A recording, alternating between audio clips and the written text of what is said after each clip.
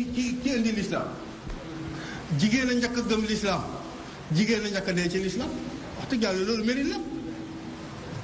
waaye nag jigéen na ñu jëlee àjjana indi ñu fii ci àdduna waaw loolu la alxat wa sawaab alxat wa sawaab erreur ak agression xamoo ne loolu dinañ ci ñëw ci kanam waaye kon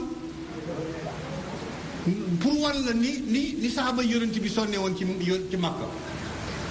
saxaaba yi mer bëgg a xeex ne nañ fayu yonent bi lii mënatuñ ko muñ inni lam umiru bil qitaal yonent ne yàlla digaluma ma xeex mais stratégie la parce que ñëw na indi lu bees ci biir dëkk bi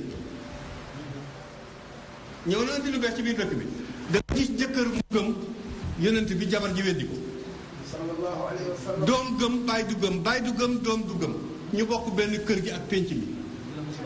xam nga bu ñuy lor yonent bi ak saabaam bu diglee ñu xeex ci benn famille ci benn kër pénc guerre civile day am bu boobaa moom wooteem dafa immense wooteem dafa dal di ñaaw sur le plan diplomatique ndax woote ba day génn foofa ñu ne Muhammad ku ñuy wax Muhammad ba ngay woote yonent déclaré na guerre civile ci biir Makka dooma ngay xeex ak baayam jëkkër a ngay tas ñi ngay rayante ci seen biir kon ñiy dégg image bi ci bitim réew te dëkkuñ Makka ba xam événement bi ñoom moom Muhammad ak l'islam dootu rafet ci ñoom dootu ñemee l'islam te loolu image internationale yi lay déglu dafa baax ci système bu ne moo taxoon yonent bi ci saayir mu ne diggaluñ ma xeex parce que am na lu mooy daw mooy loolu dafa bokkoon ci li muy daw te lu jar a bàyyi xel la waaw ñi réew yi la wër yépp ak dëkk yi ñu ngi lay déglu nga décréter xeex doom di xeex ak bàyyi jëkkër xeex ak jabar ñuy rayante ci biir dëkk bi mais image boobu bu demee kenn dootu la gëm ndax dañ naan kii moom dafay rayante rek ay mbokk ci loolu la ne ba gàddaay ñu génne ko Makka mu dem Madina ba mu demee Madina ab diir ci juróomi at juróom-benneelu at ba nag xare Badar jaar na fi Uhud jaar na fi yeneen jaar na fi ci diggante moo ko Makka waaye bu mu demee Madina benn bis nag mu tëdd gént moom Seydina Muhammad sallallahu alayhi wa sallam te gént yonent du gént yonent du gént yonent wax yu nag dana tudd wax yu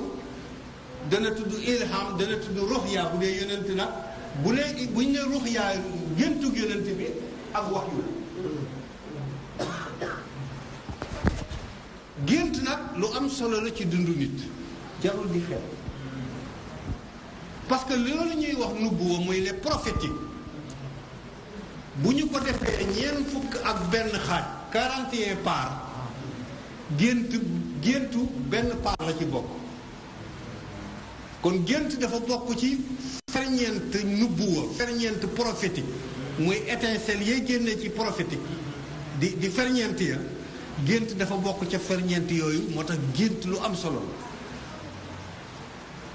la moo tax boo ko defee sarax ya cay war ak ñu naan dañuy saraxe yooyu yëpp am na solo waaw yooyu yëpp am na solo bu ko defee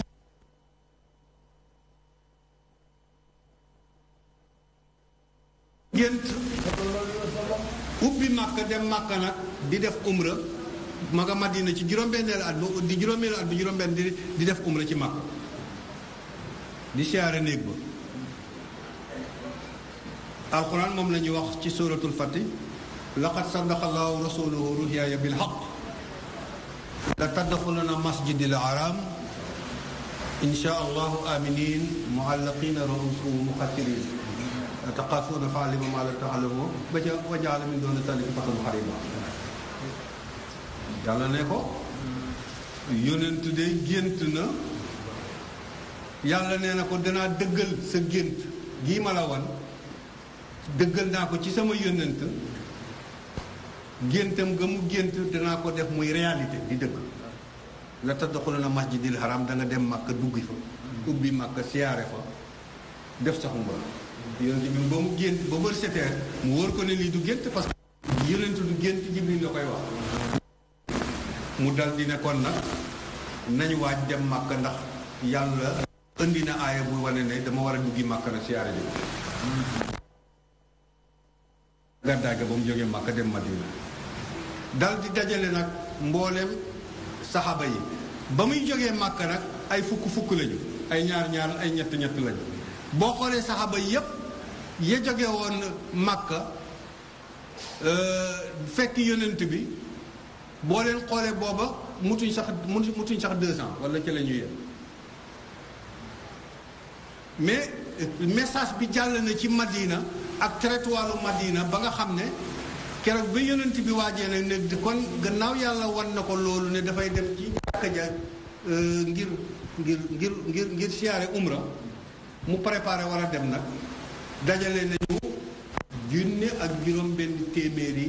góor ak jigéen yu war a ànd ak moom nag gunge ko ci siyaare boobu mu war a dem siyaare ji Màkka def umra loolu bi ngi xewee woon ci weer wu ñuy tuddee sil qixdati muharram safar rabiul awwal defe naa sil qixdati moo jiitu koor wala koor a ko jiitu muharram safar rabiul awwal sil qixdati muharram safar ramadan sawal sil qixdati sil ijjati waaw gannaaw bu ñu wooree ba teg ci ñaareelu weer ba loolu mooy sil qixdati ci weeru julli ci weer woowu la ko gént ci juróomeelu at ci gàddaay ga mu tolloo 28 février di 630 ci at bi nga xam ne mooy atu nasaraan yi muy atu yi ñuy lim ñun 2018 boobu at mi ngi toll ci 630 ren ñu ci 2018 boobu 630 nekk juróomi bi gis gént boobu rek waaj nag ngir war a dem Makka bi mu demee ba ci benn place bu ñuy tuddee Hudaybiya ab teen la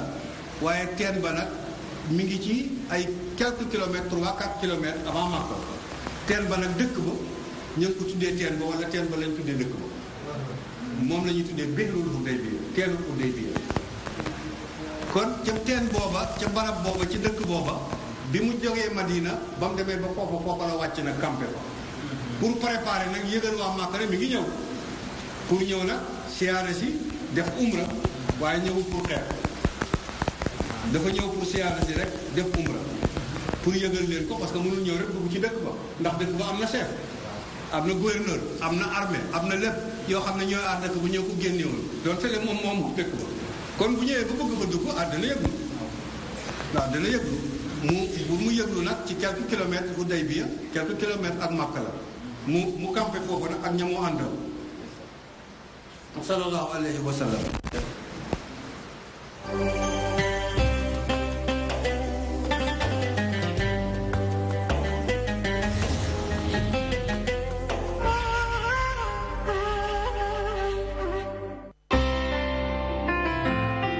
bismillahi rrahmani rrahim la ilaha illa allah la ilaha illa ant allahu akbar alhamdulillah. Pour l'organisation de vos salons, foires, conférences, Escaf Event met à votre disposition du matériel de dernière génération. Des chapiteaux de plus de 1000 m², des tentes de 9 m², des tables et des chaises standards, des tables et des chaises VIP, des écrans plats de dimensions variables et des panneaux numériques. Escaf Event, c'est aussi vos événements clés en main avec du matériel de sonorisation high-tech et des estrades pour podium. Escaf Event, une expertise avérée pour l'organisation de salons, foires et conférences. Escaf Events, l'assurance d'un événement réussi.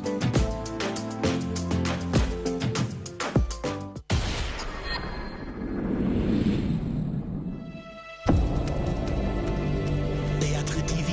la culturelle.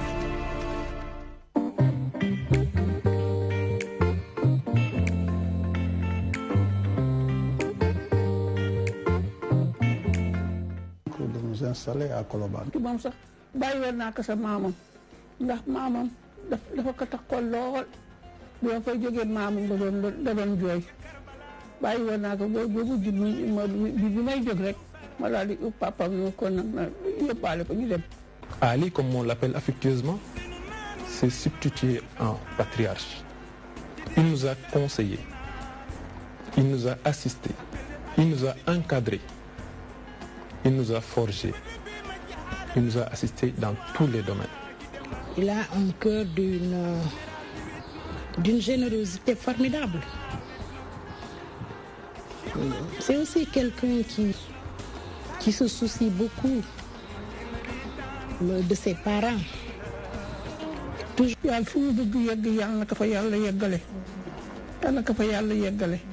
maa ngi koy gërëm di ko sant uuf na ma uuf njabootam uuf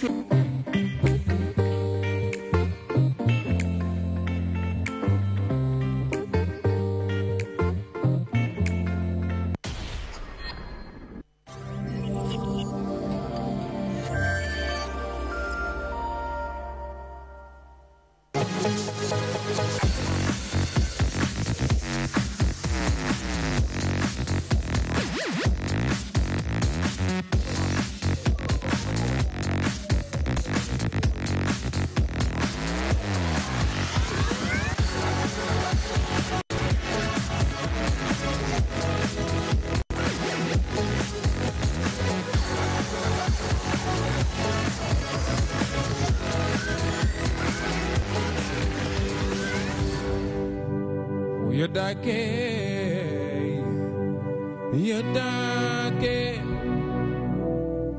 Rimak mi sitin di jor Ya mongal game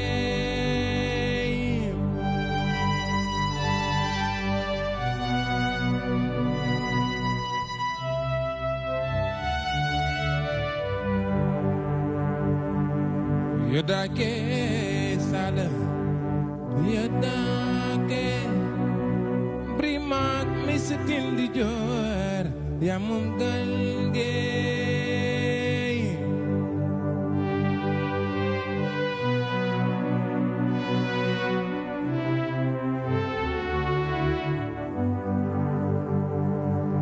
manit lal say basang lal say basang lal say basang Primak mi sitin di jor ya mom galgey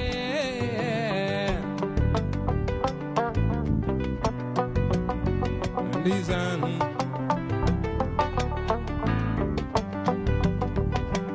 Sala Yadake Primak mi setin di jor Ya mom galge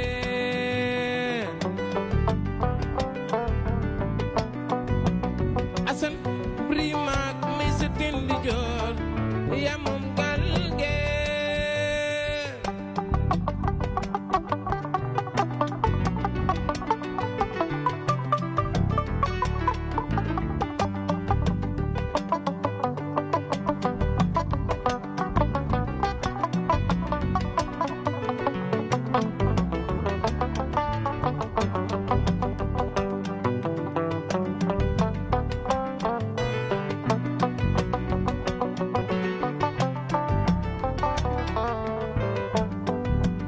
Simbil nyai gini jai Ya li kumba fal Brim tiki gadai lane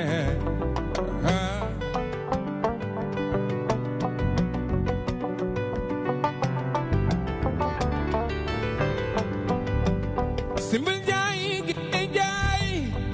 Alaji Salam Ya li kumba fal Vrem diki gadai lane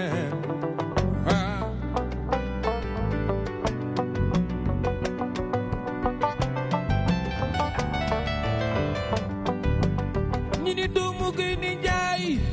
lu ko bëtam may fitam du ko xam Ibu ndaxte moom warul tiit warul ragal dara isan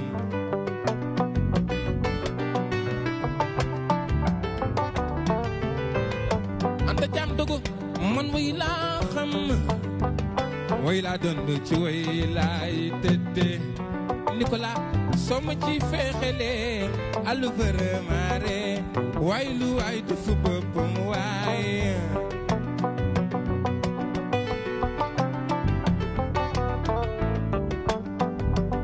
Bisre mani nit kay mani nit ki oh waaye doomu aadama warul la soxor ni ko si yàlla ne waaw jàmpi nga ni déedéet loolu soo ko defi man ma yërëm la bàyyi xaadim man way laa xam Seydi Marème way laa doon ci way laay tëddee soo ma ci fexele alu vraiment rek waaye lu waay def boppam waaye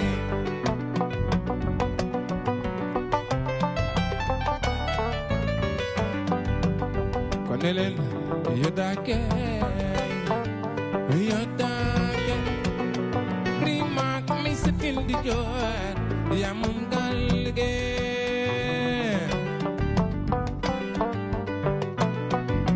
Lizano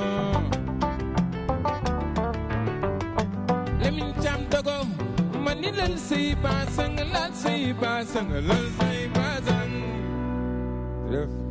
Yeah! Très bien, Medoune Thiam parmi nous ce soir dans Toi-même tu sais ànd ak label comme Khelcom Art label donc tey ñoom la ñu àndal ci Toi-même tu sais ngir waxtaanee bu baax a baax li nga xamante ne jëm na ci carrière bi mais aussi ci perspective parce que tout simplement il représente Dakar, représente le Sénégal en entier à travers sa voix, à travers les mélodies yi nga xamante ne moom la orchestre bi di ñu jox tous les soirs bien sûr un peu partout à travers yi nga xamante ne foofu lay tàmm di jouer Medoune nga xamante ne day def fierté wu waa Liberté 4 rawati ci dolli ñi nga xamante ne ñoom ñoo nekk ci Sika bi ci jëppali ñoom ñëpp en tout cas dañuy béggee bu baax ki nga xamante ne mooy Medoune Thiam ñi ciy sargal ki nga xamante ne moom mooy Néné Badiane tey dafay fêter anniversaire am ñu koy souhaiter joyeux anniversaire santé bonheur prospérité succès et beaucoup d'argent c'est reparti bien sûr l'intelligence en mouvement en compagnie de Pape Ousmane Cissé peut-être toute l'actualité politique sociale mais aussi ànd ak Maymouna Niane ci li nga xamante ne moom la ñu indil muy info média dinañ ànd ak Alaaji Sall Bigué Ndiaye l'ami du président de la République du Sénégal Chéri Neex Borom ak Linguère ñu ànd ak suñuy gan ci kanam tuuti dinañ ko gën a yaatal ndax xam nañu ne tey association des caméramans du Sénégal ñoom it yegsi nañu ngir def journée bu am solo jëm ci don de sang donc tey dinañ ci ànd ak tamit koo xamante ne xarañ na loolu ci liggéey bi di liggéey foofu ci RDV bokk ci ñun moom muy ndaanaan bu mag muy jigéen nag ah nekk jigéen boo xamante ne jigéen mën góor muy Aïda donc si kanam tuuti dinañu ànd ak moom incha allah ngir gën a yaatal journée boobu noonu nañu waxtaan tuuti ak ki nga xamante ne moom mooy Medoune ndax léegi nii li nga woy neex na yaram dawatina comme ni ñu koy tàmm di defee saa yoo ñëwee Toi-même tu sais muy rendez-vous boo xamante ne miin nga ko lool Medoune kontaan nañu waaye li nga daaneel léegi nii ah loolu moom damay siy dégg ay yaddaakee Alaaji Sall Bigué Ndiaye xam naa ne dina ci sori léegi incha allah waaye ñu ngi lay dalal ci Toi-même tu sais. ni ko maa ngi lay nuyu bu baax a baax. ñu ngi lay fay maa la raw fu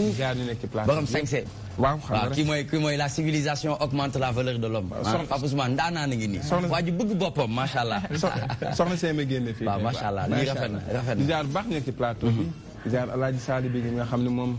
dara bu Baye Fall la sol ci réewum Sénégal fu mu dugg rek am na fa place nit ku baax. la ñaanal kaali gi raf ak jàmm njaay ñu ngi bëggee bu baax ni ko tey yëfu géewal rek leen def la ñu génnee yëfu géewal ziar nit ñi ci àjjuma ji dana lekk gan yi fi toog yëpp maa ngi am mbégte bu baax a baax a baax ñëwaat seen plateau fii moom ñaa ngi fay gëj fax dafa wóorul Pape wóorul ñaa ngi fay gëj wóorul Pape ñu ngi bëggee bu baax a baax jaajëf ñu ngi kontaan tey gis nañu expérience bi nga xamante ne yaa ngi koy def ci musique sénégalaise du jouer daanaka 3 à 4 fois des fois ci semaine bi léeg-léeg sax yaa ngi jàppale mbokk artiste ma bëggoon tey ñu dem ci li nga xamante ne mooy évolution musique sénégalaise en tant que koo xamante ne am na ci expérience jot na ci liggéeyal ak ay ndaanaan yu bëri tey en tant que porteur de voix ban gis-gis ngay xoolee évolution musique sénégalaise fii ci Sénégal. waaw musique sénégalaise boo seetee sooxe na metti na mais lu ciy génn mooy gëm sa bopp yàlla dogal ma am ñi ma àndal benn label nga xam dañu def partenariat muy Khelcom Art ñu boole di liggéey teg suñuy projet ngir dëggal suñu bopp ndax musique bi métti na métti boo xamante boo amul partenariat dootoo dem yàlla dogal suñu ànd ak ñoom mu rafet lool ñu ànd ci di liggéey teg ay projet bu ñu jógee ci lii daal ci lii teg ci programme boo xamante ni que moom la ñuy avancé parce que artiste boo gis dafa war a am carrière plan de carrière yàlla dogal ni que maak waa Khelcom Art ñu teg benn plan de carrière boo xamante ni que alhamdulilah yàlla nga ñu ciy suturaal ñu ngi dox ba sax am na lu ñu war a waaj a génnee suba lay génn incha allah muy benn hommage boo xam ne dina génn suba yéen di jox leen exclusivité man du ma dem fenn fii laa njëkke ci yow yow toog waxtaan ceeg yow vraiment que ni ngeen xelal na ci ñaanal na ci yàlla ubbiwaat xéewal yi musique bi métti na lool. musique bi métti na. mais tey am na loo xamante ne defe naa ne SODAV mu ngi relever le défi. à travers li nga xamante ne ñu jugee BSDA ñëw SODAV ak ñoo xamante ne encore une fois ils comprennent la musique sénégalaise. je pense que war nañ ci mën a am njott bu rafet parce que gis dégg nañu sax ne son excellence président de la République du Sénégal mu ngi ci fas yéene indi benn accompagnement bu am solo boo xamante ne dina toll ci lu mel ni 1 milliard ba 1 milliard 300. loolu tamit ñu ngi ci am yaakaar bu baax a baax te loolu dina leen soxali. alhamdulilah ñun lu ñu mott rek la ñu bëgg SODAV ba mu ñëwee ba léegi alhamdulilah am na ab tan affaire yi nga avancé nànk-nànk ñu ngi naan yàlla président de la République. initiative boobu mu am yàlla na ko def gën ñu doole ndax artistes yi vraiment que ñu sonn nañu Nicolas. artistes yi sonn nañu lool ñu ngi ñaan apport am mu indi ko ak ministère de la culture mais SODAV ba mu ñëwee ba léegi am na lu tane macha allah am na lu tane ñu ngi ñaan yàlla tam ñu doole leen bu baax ndax musique bi saturé ba am na saturation boo xam ne doy na waar trop mais sant yàlla ñu ngi ciy génn ci kàttanu yàlla yàlla ngi ciy sutura AMS AIM fan nga ci bokk bon maa ngi AMS maa ngi AIM d'accord ñaar yëpp maa ngi ci biir d'accord parce que lëkkaloo la rek quoi maa ngi ci biir ñu ngi teg. maa ngi dégg sax Mame Gor Diazaka moom mu ne taxawal na tamit benn mouvement xaw ma association. dégg naa ko xàccandoo dóorandoo. dégg naa ko dégg naa ko mais xamagu mu ne mais dégg naa ko ci presse bi démb. d'accord dégg naa ko presse bi démb. dégg nga ko ci presse bi dégg naa ko ci presse bi. très bien donc ñu ngi wax waxum distribution ñu ngi wax waxum marché di wax ne Sénégal daanaka amatul marché. distribution bi moom jafe na lool parce que label yi ñi fi nekk bëriwuñu. mais terewul li nga xamante ne moom mooy wàllu musique bi. mais loolu dañuy bàyyi Pape Ousmane mu ñëw ci très rapidement parce que am na ci yu ñu nekkoon Pape Ousmane. gis nga culture sénégalaise gis nga le ministre actuel muy Abdou Latif Coulibaly taxawaay bi nga xamante ne mu ngi ko ci taxaw nee na sax dina ànd ak ñoom ci xeexum li nga xamante ne moom mooy piratage ci réew mi parce que xam nañ ne bokk na ci luy sonal artistes yi. waaw xam nga keroog bi ñu fi dalalee waa Omar maa ngi ko doon wax c'est-à-dire am na fu ñu toll tey ci culture ni ñu ko doon réduire un peu ci aspect musique jàpp ni culture ci musique la alors que gën a yaatu man li ma leen di invité ñoom ñëpp en tout cas. ci ministre bi li mu nekk di def ak politique yi nga xam ne nguur gi mu ngi koy doxal mooy que ni déjà ñu am benn assise boo xam dañuy toog ñoom en tant que acteur parce que yenn entité yi nga xam te ni ngi judd di former seeni kuréel ñëpp di xeexandoo pour culture bi am na nu muy demee rek xaajale lay gën a nuru ko booloo et pour man fi ñu jëm nii bu fekkee dañ bëgg a taxaw xool tendance yi xew ci àdduna bi naka lañ def pour préserver culture bi ñu amee ñu sukkandiku ci loolu du tee ñu mën a ubbeeku loolu pour man il faudrait que ñu arrivé ci benn fédération bu yaatu boo xam dafay regrouper artistes yëpp ñuy mën ci lu mënti doon ñuy mën di daje périodiquement ñoo xam ci yenn naka lañ koy en tout cas organiser mooy ne chaque mois wala chaque 2 mois 3 mois ñuy am ay thématiques yu mag yoo xam ne dañuy waxtaane culture pour man loolu bu ñu ko réussir benn pas bu mag lay doon leneen li mu wax ci li may daanaree mooy bi muy wax naan que musique bi dafa saturé mais loolu dafa am solo c'est-à-dire loolu dafay permettre à ce que ñi ci xarañ nga xamante ne am nañu talent mën nañu gëstu mu jaral leen ko ñooñu chaque fois bu ñu génnee ñoom ñooy sorti du lot moo tax il faudrait que loolu bu ñu ko bañ mooy ne bu saturé nañu nangu ni les meilleurs ñoo ci génne léegi nag ñan ñoo ci meilleurs public bi ñoo koy décider ci seeni recherche ak li ñuy génnee loolu c'est de bonne guerre très bien c'est important Pape Ousmane merci beaucoup ci suggestion wala boog contribution bu am solo bi nga xamante ne indi nga ko ci wàllum culture Alaaji Sall léegi nii dinañ ci ànd ak moom waaye di remercier les Sénégalais de l'extérieur de la diaspora qui nous suivent grâce à l'application DTV Sénégal ou le site internet muy www.dtv.sn xam ngeen ne décodeur TNT by Excaf yi ñu ngi fii ci HLM 1 rue prolongée à 25 000 francs CFA di nga mën a am plus de 77 chaînes yoo xamante ne dafay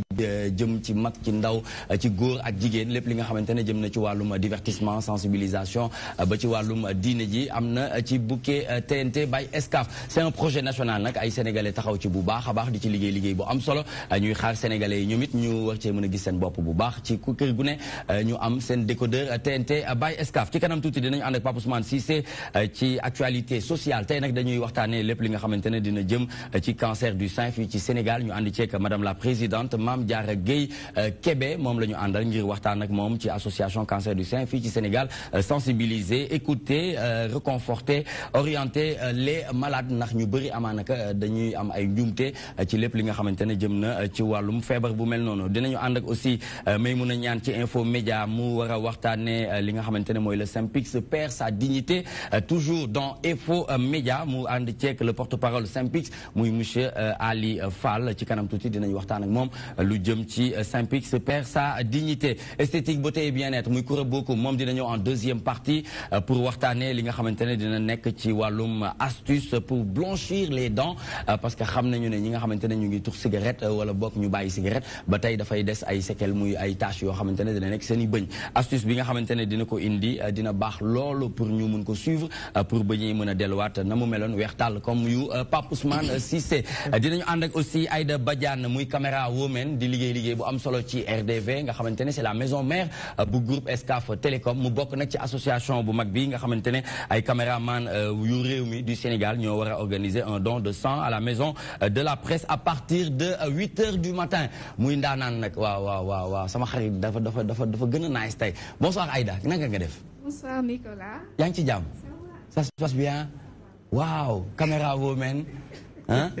wax ma tuuti ci métier boobu noonu en tant que jigéen nga nekk caméra woman di ko liggéey ci biir télé yëkkati sa micro s'il vous plaît. ok d'abord damay nuyu ñi nga xamante ne ñoo toog ci plateau bi ñoom ñëpp. maa ngi leen di ziar bu baax ci vendredi bi. di nuyu képp koo xamante ne aussi yaa ngi suivre DTV à travers TMTC. métier bi métier bu neex la donte nag bañ ciy door a commencé métti woon na tuuti parce que xam nga sama morom góor ñi rek dañ lay géngat ci terrain bi wane ne ñoom rek a war a mën a nekk si terrain bi or que lii góor mën jigéen mën na ko. très bien dinañ ci dellu si waat mais est-ce que xam ngeen ne alaaji kii ku ko teg ci kanam ak caméra da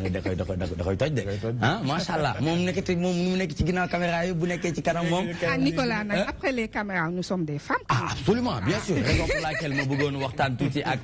madame Mame Diarra Gueye Kébé mu nga xamante ne présidente la ci lépp li nga xamante ne mooy association cancer du sein fii ci Sénégal naka nga gisee tey njàmbaaru jigéen surtout ci ndaw ñi parce que buñ ko xoolee moom gis nga mu ngi liggéey ci RDV di yor caméra di topp góor ñi di dem ci reportage yi te xam nañ ne c'est pas du tout évident naka nga gisee taxawaayu xale jigéen ñi fii ci Sénégal. waaw bu ma ko waxee ba kenn du ma fi mere. kenn du la mere fii ay féministes rek ñoo fi toog. ay féministes rek ñoo fi toog. ay 1 pour 2 ay 1 pour 3 1 pour 1 rek fi ne. xam nga na ngeen xam leen na de. pour loolu jigéen bi àddina bi du dem. ça alaaji da koy wax. on a toujours été devant. lu ñuy def rek bu si jigéen nekkul rek du dem. bañ nañ ko ba sax dañuy wax. lu ñuy wax derrière chaque grand homme se cache une grande dame kon nag di wax ji yëpp lool la ëmb na lépp waaye léegi dañuy wax ne léegi à côté la ñuy wax de non derrière bon toujours rek bàyyi leen ñu nekk si derrière ñu nekk derrière rek ñu ngi ne 1960 ba tey góor ñi ñoo ñu jiite ñu ne war nañu essayer tuuti ñu xool ba gis nga nag bés bu ñu jëlee réew mi waaw wala jigéen ñi nekk si au devant de la scène partout ngeen xam ne changement am na de. soppeeku dina am. bu rëy sax. macha allah. très bien monsieur le porte-parole bu Synpics Ali Fall dégg nga li maman bi wax léegi nii madame Mame Diarra Gueye Kébé en tant que présidente dégg nga lu mu wax naka nga gisee taxawaayu jigéen ci réew. waaw mais Nicolas maa ngi leen di nuyu d'abord avant may commencer émission bi di leen ziar yéen ñëpp ci àjjuma ji macha allah. donc waaw li mu wax moom ànd naa ci te je sais que dañu fi nekk ñëpp ànd nañ ci aussi. je pense que ni jigéen ñi moom kenn dootul naatable seen njëriñ ak seen maanaam lépp apport boo xamante ni ñu ngi koy indil ñun en tant que góor donc am na loo xam ne nii duñ ko werante au contraire dañ koy appuyer ci li mu wax te xam ne rek maanaam man je dirais que du ma ne derrière mais à côté de chaque homme il y a une grande dame man le terme derrière man ça me pose problème on marche ensemble on est côte à côte mais pas derrière quoi parce que jigéen moom boo ko bàyyee ginnaaw rek du baax il faut que ngay ànd ak moom boo ko jiitalul dafa am solo très bien moo taxit ko ànd ak Maymouna Niane mi xam nga ne sa xel dina gën a dal ndax macha allah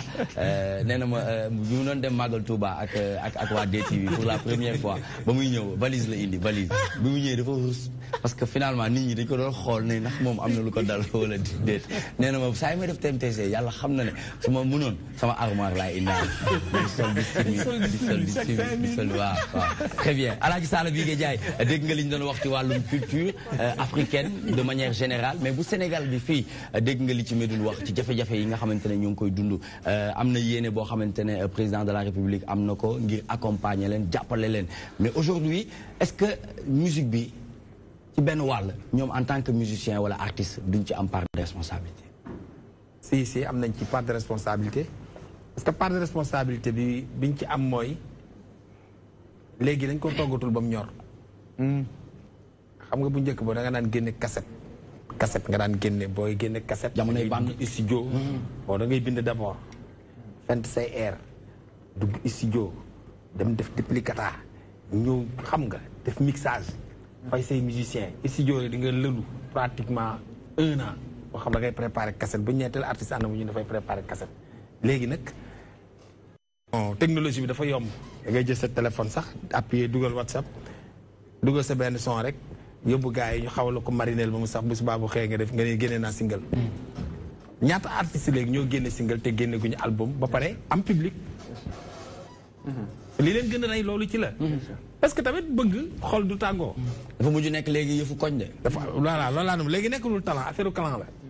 léegi nekkatul talent clan la. may mun a artiste la sa koñ bi la dëkk sama jarbaat la c'est forcé bu génne album ma jàpp ci. bu dee tëgg soirée ma am sama jarbaat la boo sama xarit ñi ñëw dem soirée jàppale ko. c'est normal. mais nag loolu terewul li nga xam ne état moom la war a def ni muy dutee benn police boo xam ni kuy jaay dorog wala kuy tux dorog ñu jàppale tëj la noonu la piraterie yi war a am police boo xam ne wala ci wàllum cybercriminalité wala cyber voilà. ñu li leen gën a rey mooy loolu. da ngeen a amul maanaam wéerukaay. ki leen war a couvrir peut-être état bi loolu rek la mën a def parce que mënul benn benn nit bu nekk mu jël benn police benn gendarme te ci ginnaaw mais dafa war a am ci biir police wala ci biir gendarmerie mu am kuréel goo xam ne yéen lay gérer ñi nga xam ne ñooy taxaw ci biti di leen jaay ñi taxaw ci biti sax duñu ay pirateur ñi nekk seen ginnaaw ñoo ñooy pirate bi parce que xale bi dina taxaw ci tali bi mëdun nekk ci embouteillage mu yore CD mëdun bu mu pirate ñëw di ko jaay mëdun te xamul ni kii mëdun di ko jaay artiste bi ko woy c'est dangereux donc nag léegi il faut nag yéen aussi ngeen def benn waxtaan du yomb nag yéen musiciens madame ni keroog ni Youssou Ndour woote Baaba Maal Omar Pène Ismaïla Lo mag ñi nanu woo xale yi wax ak ñoom parce que seen métier waru ko yàq ñun suñu métier mii ñuy def nii bu amee dafa am lu ko war a yàq ñun war nañoo mën a toog dajaloo waxtaan pour jéem a defaraat musique bi wala defaraat suñu plateau bi wala defaraat wàllu animation yéen il faut ngeen def loolu te loolu mag ñi moo mën a woote parce que sinon yéen seen biir sa bu ngeen dajee ci mbooloo mi dañaa la mais boo demee bu nuyu diw ragalante bi judd dañoo ragalante mais léegi sax loolu defe naa ne wàññeeku na tendance boobu léegi ci laxas dafay bëri parce que ñu ngi yaa ngeen di demalante ñu ngi gis gars yi di invité sur scène di bokk di partager ay léegi technologie bi sax dafa yàq musique bi xam nga léegi dafa am nawetaan musical moo su ma ko jàppee parce que lu pour am label bu baax foog nga détecter les meilleurs boo dul meilleur boo koy parce que léegi ku njëkk génne single moo noo topp la nga joué nga yóbbu sa bopp boo xamante ne pour yow yeeg nga alors que musique du loolu choix de carrière la loolu la man ak waa xel comme art loolu la détecter les meilleurs d'accord pas pour man rek indi les meilleurs xool ñi ci mën ñu defal leen carrière musicale mais li nga wax noonu léegi kenn di dee jógee rek génne fee génne cassette boo xam ne wala si yow boo toogee di déglu da ngay naan dootoo ci gis sa bopp parce que ni ñu ko gis rek noonu la lay jàppee alors que boo valoriser wu sa bopp Alaaji Sall amuloo plan de carrière amuloo ñu la gérer ça devient automatiquement te xam nga liy danger bi instrumentiste yi ñii bu fekkoon nañ leen di jiital ci kanam ñu xam mais toujours kii woy moom mooy féete kanam te am na ci ñoo xam ni tey jii boo leen defal lii ma doon def léegi nga tegal ko cóol nii rek taxaw nii mu woy mu neex yadaake nii mu neex am na ñoo xam ne boo leen def loolu ñu am problème d'accord mënuñu très bien mënuñu mën a ñaan melomaan nga yaa ngi déglu musique temps yi ñee nañ fulaale moo xew ñële ne kii moo xew malheureusement noo gisee phénomène yooyu noonu ci musique sénégalaise malheureusement xam naa bokk ma ci ndaw ñi nga xam ne ñoo koy déglu génération voilà génération ndax yaakaar naa sànq Pape Sala wax na ko musique boo koy déglu da nga ci war a am ay leçon yoo xam ne yaa ngi ko ciy tiire kii way mu leer na ni que li muy way am na loo xam ne bu ko yëkkatee rek nopp bu koy déglu wax na ko li mu ci wax a jàng bëri na donc wax nga ko léegi ne ay xë ay fëlaale yaakaaruma ne loolu surtout avec la nouvelle génération war nañ ci am loo xam ne war nañ ko ci mën a jàng lu dul lu mën a fecc rek te dañ nekk ci temps boo xam ne surtout avec la technologie xale yi dañoo war a xarañ ci li nga xam ne mooy jàng bi xarañ ci li nga xam ne mooy technologie xarañ ci li nga xam ne mën a ubbeeku surtout autour de la mondialisation bu ñu demee beneen dëkk lan moo xew mais Sénégal boo ñëwee lan moo fi xew fecc bi moo xew tey tey passé na bu suba beneen fecc ñëw gannaaw suba beneen fecc ñëw à la fin yow bu fekkente étranger nga sax da nga naan xanaa dëkk bi moom fecc rek la ñuy jàngale amul ay modèles yoo xam ne moom la ñu war a moom la ñu war a donc yaakaar naa ne avec la nouvelle génération bi nga xam ne ñooy def musique loolu war nañ ci xoolaat bu baax a baax di joxe ay musique yoo xam ne surtout ndaw yi nga xam ne ñooy judd suñu doom yi dinañ ci mën a tirer ay leçons yu baax a baax. Très bien, merci beaucoup Maymouna Niane moom nag dafa kongote de xam nga mooy ni ko Fatou Xalaas waxee doomu suñu yaay ji suñu xarit am waa Ndéla Xalaas Fatou Xalaas nee na kii dafa kongote kon xale bi dafa kongote. Nous rentrons dans le vif du sujet pour parler avec madame Mame Diarra Gueye Kébé muy présidente ñu war a waxtaanee Pape Ousmane association cancer du sein Sénégal sensibiliser écouter réconforter orienter les malades mu nekk jafe-jafe fii ci mim réew. ñu ngi jël ci weer bi bu ñu nee 1er octobre lu mu lay jox. Octobre rose. Octobre rose lu muy tekki. Octobre rose. Mois de la sensibilisation, prévention, information, dépistage sur le cancer du sein. Du sein. Tout le mois d'octobre, 1er octobre, le 30 octobre, et lolo à travers le monde entier. À travers àddina bi yëpp ñoo koy def. loolu mooy octobre rose. alors da ngeen koy wax sensibilisation prévention da ngeen ci nekkee di ci liggéey ba léegi est-ce que am ngeen yëg-yëg que ni plus li ngeen def ci wàllu sensibilisation ak prévention ñi ngeen ciy wax en tout cas cible bi ñu ngi leen di dégg te mu ngi am progression wala le contraire ngeen di sentir su ngeen ñu waree def le point notamment ci at yi nga xamante ni jot ngeen ci liggéey. alors association cancer du sein Sénégal il faut que ma def tuuti historique pour ma wax la li tax li may wax si association cancer du sein Sénégal c'est une association boo xam ne ay anciennes malades yoo xam ne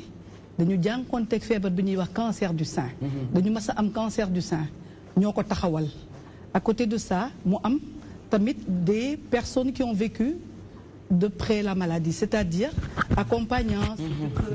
wala doom wala yaay wala famille bi daal ñoo ci bokk avec des médecins des spécialistes en oncologie mooy cancérologie et des gens de la société civile yow tout le monde peut faire partie de cette association. Alors li tax ñu taxawal association bi. Et puis kañ ngeen ko taxawal d'ailleurs. L'association existe depuis 2013. D'accord. Depuis 2013 li tax ñu taxawal ko c'est une association boo xam ne dañu gisoon ne que y avait un petit manquement dans ça dans la prise en charge. Alors ku mel ni man nga xam ne dund na feebar bi ma gisee ne que lii dafa nekk loo xam ne metti na lool sur tous les plans psychologiquement financièrement lépp daf si metti ma gis am na loo xam ne xëy na bu ñu ko taxawalee li wala fi di wax ndimbal na si fekk loxol borom. Bien que nag wax dëgg yàlla am na fi ay association xam ne ñooñu fi jiitu di xeex cancer mais association boo xam ne des malades pour les malades par les malades moo fi ñun ñoo ko fi durant ces 3 ans là lan ngeen jot a réaliser. alors loolu la foofu laa jëm si nag li tax ñu monter ko li tax ñu créer association bi c'était pour d'abord sensibiliser parce que dañu gis ne que boo demee hôpital jigéen ñu bari dañuy egsi bu ñuy ñëw hôpital pour faju si mbirum cancer du sein dañuy ñëw à des stades très avancés stade 3 stade 4 souvent stade 3 stade 4 un peu de stade 1 et très peu de stade 1 et de stade 2. Ça veut dire donc stade xam nga feebar dafay am stade 1 mooy muy soog a commencé stade 2 xaw na kii tuuti stade 3 mi ngi commencé bëgg a jéggi dayoo stade 4 nag moom jéggi na dayoo donc ñu gis ne loolu tamit lan moo ko indi on s'est posé la question ñàkk connaissance su feebar bi la ndax fu muy commencé il faut que nit ki xam fan lay commencé ak lan nan ngay fagaroo pour mu bañ a egg foofee mooy stade 3 stade 4 ñun nag ba ñu gisee loolu ñu ne nag nañu jóg taxaw ñuy sensibiliser jigéen ñi alhamdulilah ba ñu commencé ba léegi je crois que léegi journalistes yeeg société civile beeg ñëpp de plus en plus ñi ngi xam lan mooy cancer du sein à travers les campagnes de sensibilisation yi ñuy def ak octobre rose ce qui fait que léegi jigéen ñi de plus en plus ñi ngi si yeewu gaa des na mais ba tey ñu vraiment il y a 5 ans yëfi melul woon ni léegi. mais par exemple bu ñu jëlee l'exemple par l'action soo ñu ko mayee ñu jël exemple ci yow mi nga xamante ne jot na la daal je sais pas ba xam tane na wér na wala est-ce que mën nañoo wax ci sa cas. nga wax ñu naka nga def ba découvrir que ni loolu dal na la ak naka nga def ci diggante bi xëy na lu mel noonu dina mën a aider un peu. tout à fait ñuy suivre bu fekkee yenn xeetu symptômes yooyu ñu ngi ko gis si ñoom. waaw tout à fait boo gisee may jël toujours sama cas parce que dama gis ne que jigéen ñu bari dañ koy dund bu metti isolé wu ñu teg leen ne leen bu ñu ne cancer du sein rek ñu ne feebar bu bon bi. tout de suite ñu ngi lay gis koo xam ne daal naka yaa nga bal sàq. te stigmatiser ko dañ lay stigmatiser wala yow sax da nga koy rus a wax. alors donc il fallait que quelqu'un ait le courage de venir s'asseoir devant une télévision et en parler. Hein? Et avec l'aide de sama borom kër vraiment jàppale na ma si parce que moo ma may autorisation ma mën a def lii donc loolu moo tax waaw moom loolu la foofu laa jëm si ndax lu mel nii boo gisee ñu di ko def pour donner le courage la force jigéen ñi nga xam ne ñu ngi jànkonteeg feebar bi pour ñu gëm seen bopp ñu xam ne feebar bii mën na la dal mais mën nga wér boo teelee jóg rek noo gën a teelee jóg rek mën a wér donc moo tax ñu taxawal lii moo tax loo ma si mënti posé rek naa la ko mën kañ nga ko yëg nii am nga ko ak naka la dikkee ci yow mën nañ ko partager. bien sûr on peut partager. oui merci. on peut partager. Oui. Alors man je vais vous dire une chose dafa am loo xam ne dama toog parce que dama ko daan def. bien que dama daan def prévention tous les 2 ans ma dem defi sama mammographie et tout ça. ma toog rek un soir. ma ne naa def parce que dama daan def tamit autopalpation. ma def autopalpation j'ai senti quelque chose ma ne comme quoi par exemple une boule. d'accord une boule comme une bille boo dugal si ndox xam nga sachet ndox. boo si dugalee benn bille. xam nga boo ko laalee day daw. ma ne il faut que j'aille voir mon médecin mon médecin. ma dem mu xool ne ma demal nga def lii donc j'ai fait toutes les étapes. et c'est comme ça qu'on a découvert que c'était un cancer. alors c'était quoi. cancer. mais lan la. ban stade. d'accord. cancer lan la. feebar la. comme feebar yëpp. comme diabète hypertension sibiru yëpp a yóbbu. bi nga ko njëgee yëg defu dara ci yow. tiito amoon jàqare. alors je vais vous surprendre loolu nag du sama waar ngóor mayu yàlla la. tiitaluma. tiitaluma dara. tiitaluma jaaxlewuma parce que ni ma la waxee rek. état d'esprit bi daf ci am solo. et voilà c'est très important. très très important. donc moi je me suis dit lii feebar la rek. mënoon na nekk diabète mënoon na nekk leneen même am na feebar yoo xam ne sax du wér da nga koy dundaale toute ta vie. donc je vais me battre je vais me soigner et je vais guérir. et l'approche du médecin bi mu la ko doon yëgal. alors parce que aussi tamit daf ci bokk. oui mais bon xam nga l'approche du médecin est très important. c'est très important mais xam nga déjà. man je commençais à avoir des doutes parce que quand même xam nga léegi avec les réseaux sociaux internet et tout ça xam-xam léegi nekkatul benn place. biñ ma ne demal defi mammographie xamoon naa déjà ce que c'est biñ ma ne ñu ne ma defal lii donc ma commencé dugg ci internet bi xool les chances que j'avais et tout donc médecin bi ma confirmer feebar bi man psychologiquement déjà préparé wu naa parce que maa ngi ne 2 choses ou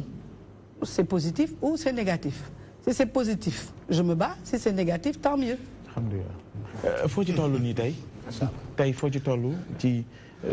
faj bi ban stade nga toll est-ce que tane na mën nga leen ci wax. alors man je vais vous dire une chose. man moom ba ma commencé faju c'était en 2012-2013. ba ma paree sama traitement ba ñu ne ma sa traitement jeex na laa def ci sama bopp bii ni wér naa laa dugal sama bopp bii ni wér naa xam nga li ma la wax et booba ba léegi nag maa ngi sant yàlla alhamdulilah gannaaw bu ñu déggee li nga xam ne jot nga ko dund ak li nga xam ne mooy feebar bi man je voulais savoir en termes de statistique qui arrive seen association bi ñaata jigéen la jot a dalal ñaata jigéen tey ji ñoo xam ne génn nañ ci feebar bi ak tamit wax nga ko sànq ci sa biir wax am na jigéen yu bëri dañuy am li nga xam ne mooy cancer mais rus nañ ñëw di ko wax wala ñu toog garder ak ñoom est-ce que amul du ñàkk nga gis kenn personnellement mu ñëw expliquer la kaawam mu marqué la lan lay doon.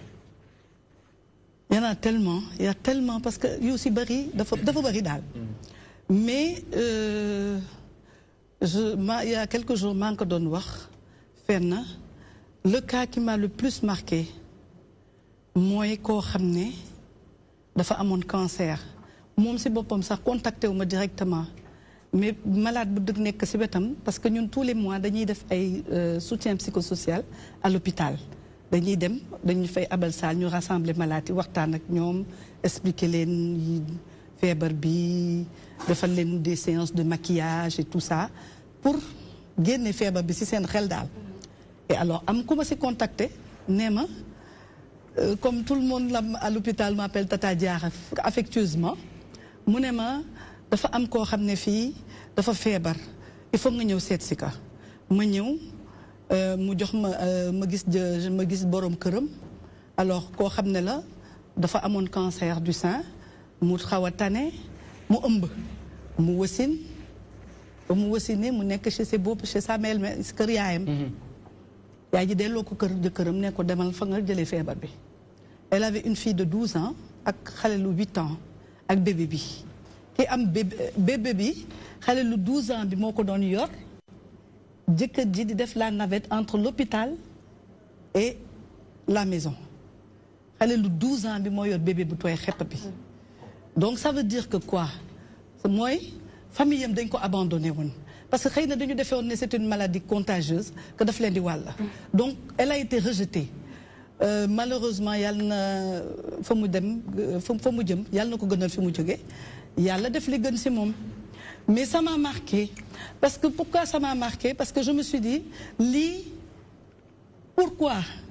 ñuy rejeter nit koo xam ne dafa feebar mais loolu mooy précipité deewam et c'est malheureusement ce qui s'est passé parce que dafa génn hôpital même pas une semaine parce qu'on devait dañ fa waroon a dellu gisi yaay ji avec un imam pour waxtaan ak moom delloo si ko faf ñu woo ñu ne ñu xale ba dem na. En termes de statistiques ñi nga xam ne jot ngeen leen dalal ci association. Alors entre 2013 et 2018 je peux pas vous donner exactement les chiffres mais on en a reçu plus de 1000 malades ah léegi nag ñii dañuy ñëw dem ñii dañuy toog mais boo xoolee ñun ñi nga xam ne ñu ngi leen di suivre ba léegi ñu ngi leen di suivre il y en a une bonne centaine. Très bien donc dañ ciy ànd ak monsieur Ali Fall porte-parole Synpics aujourd'hui on parle de cette maladie bi nga xamante ne sonal na jigéen ñu bëri parce que foofu lañ fay ëpp luñ ko fay gisee en tant que presse rôle bi bu mu joué ko ci population bi lan la war a doon waaw en fait xam nga yii moom ay cancer ak ay yenn feebar yi ay sibbiroog yooyu dama ci sawar a wax parce que man je suis journaliste de formation def naa fukki at ci rédaction yi nay mu ne mi yoroon naa ko stage j'étais son patron au journal Le Quotidien te sama papier yi ma doon bind yëpp lu ci ëpp wàllu wérgu yaram la santé man santé daf ma mus a soxal d'ailleurs dans sama période bi may bind jot naa liggéey ak association yu bëri par exemple comme LISCA xëy na pratiquement moom la ñu bëri xam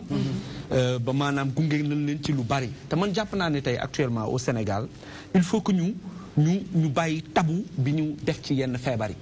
tabou la pour ñun ba tey yenn feebar yi boo gisee nit ñi di ko am sax di ko ragal a siiwal c'est parce que tabou bi la société bi moo demee noonu bu ñu nee diw am na tel maladie rek da ngay gis automatiquement ñu koy stigmatiser alors rôle journaliste pour man lu ci bari mooy fexe ba sensibiliser nit ñi fexe ba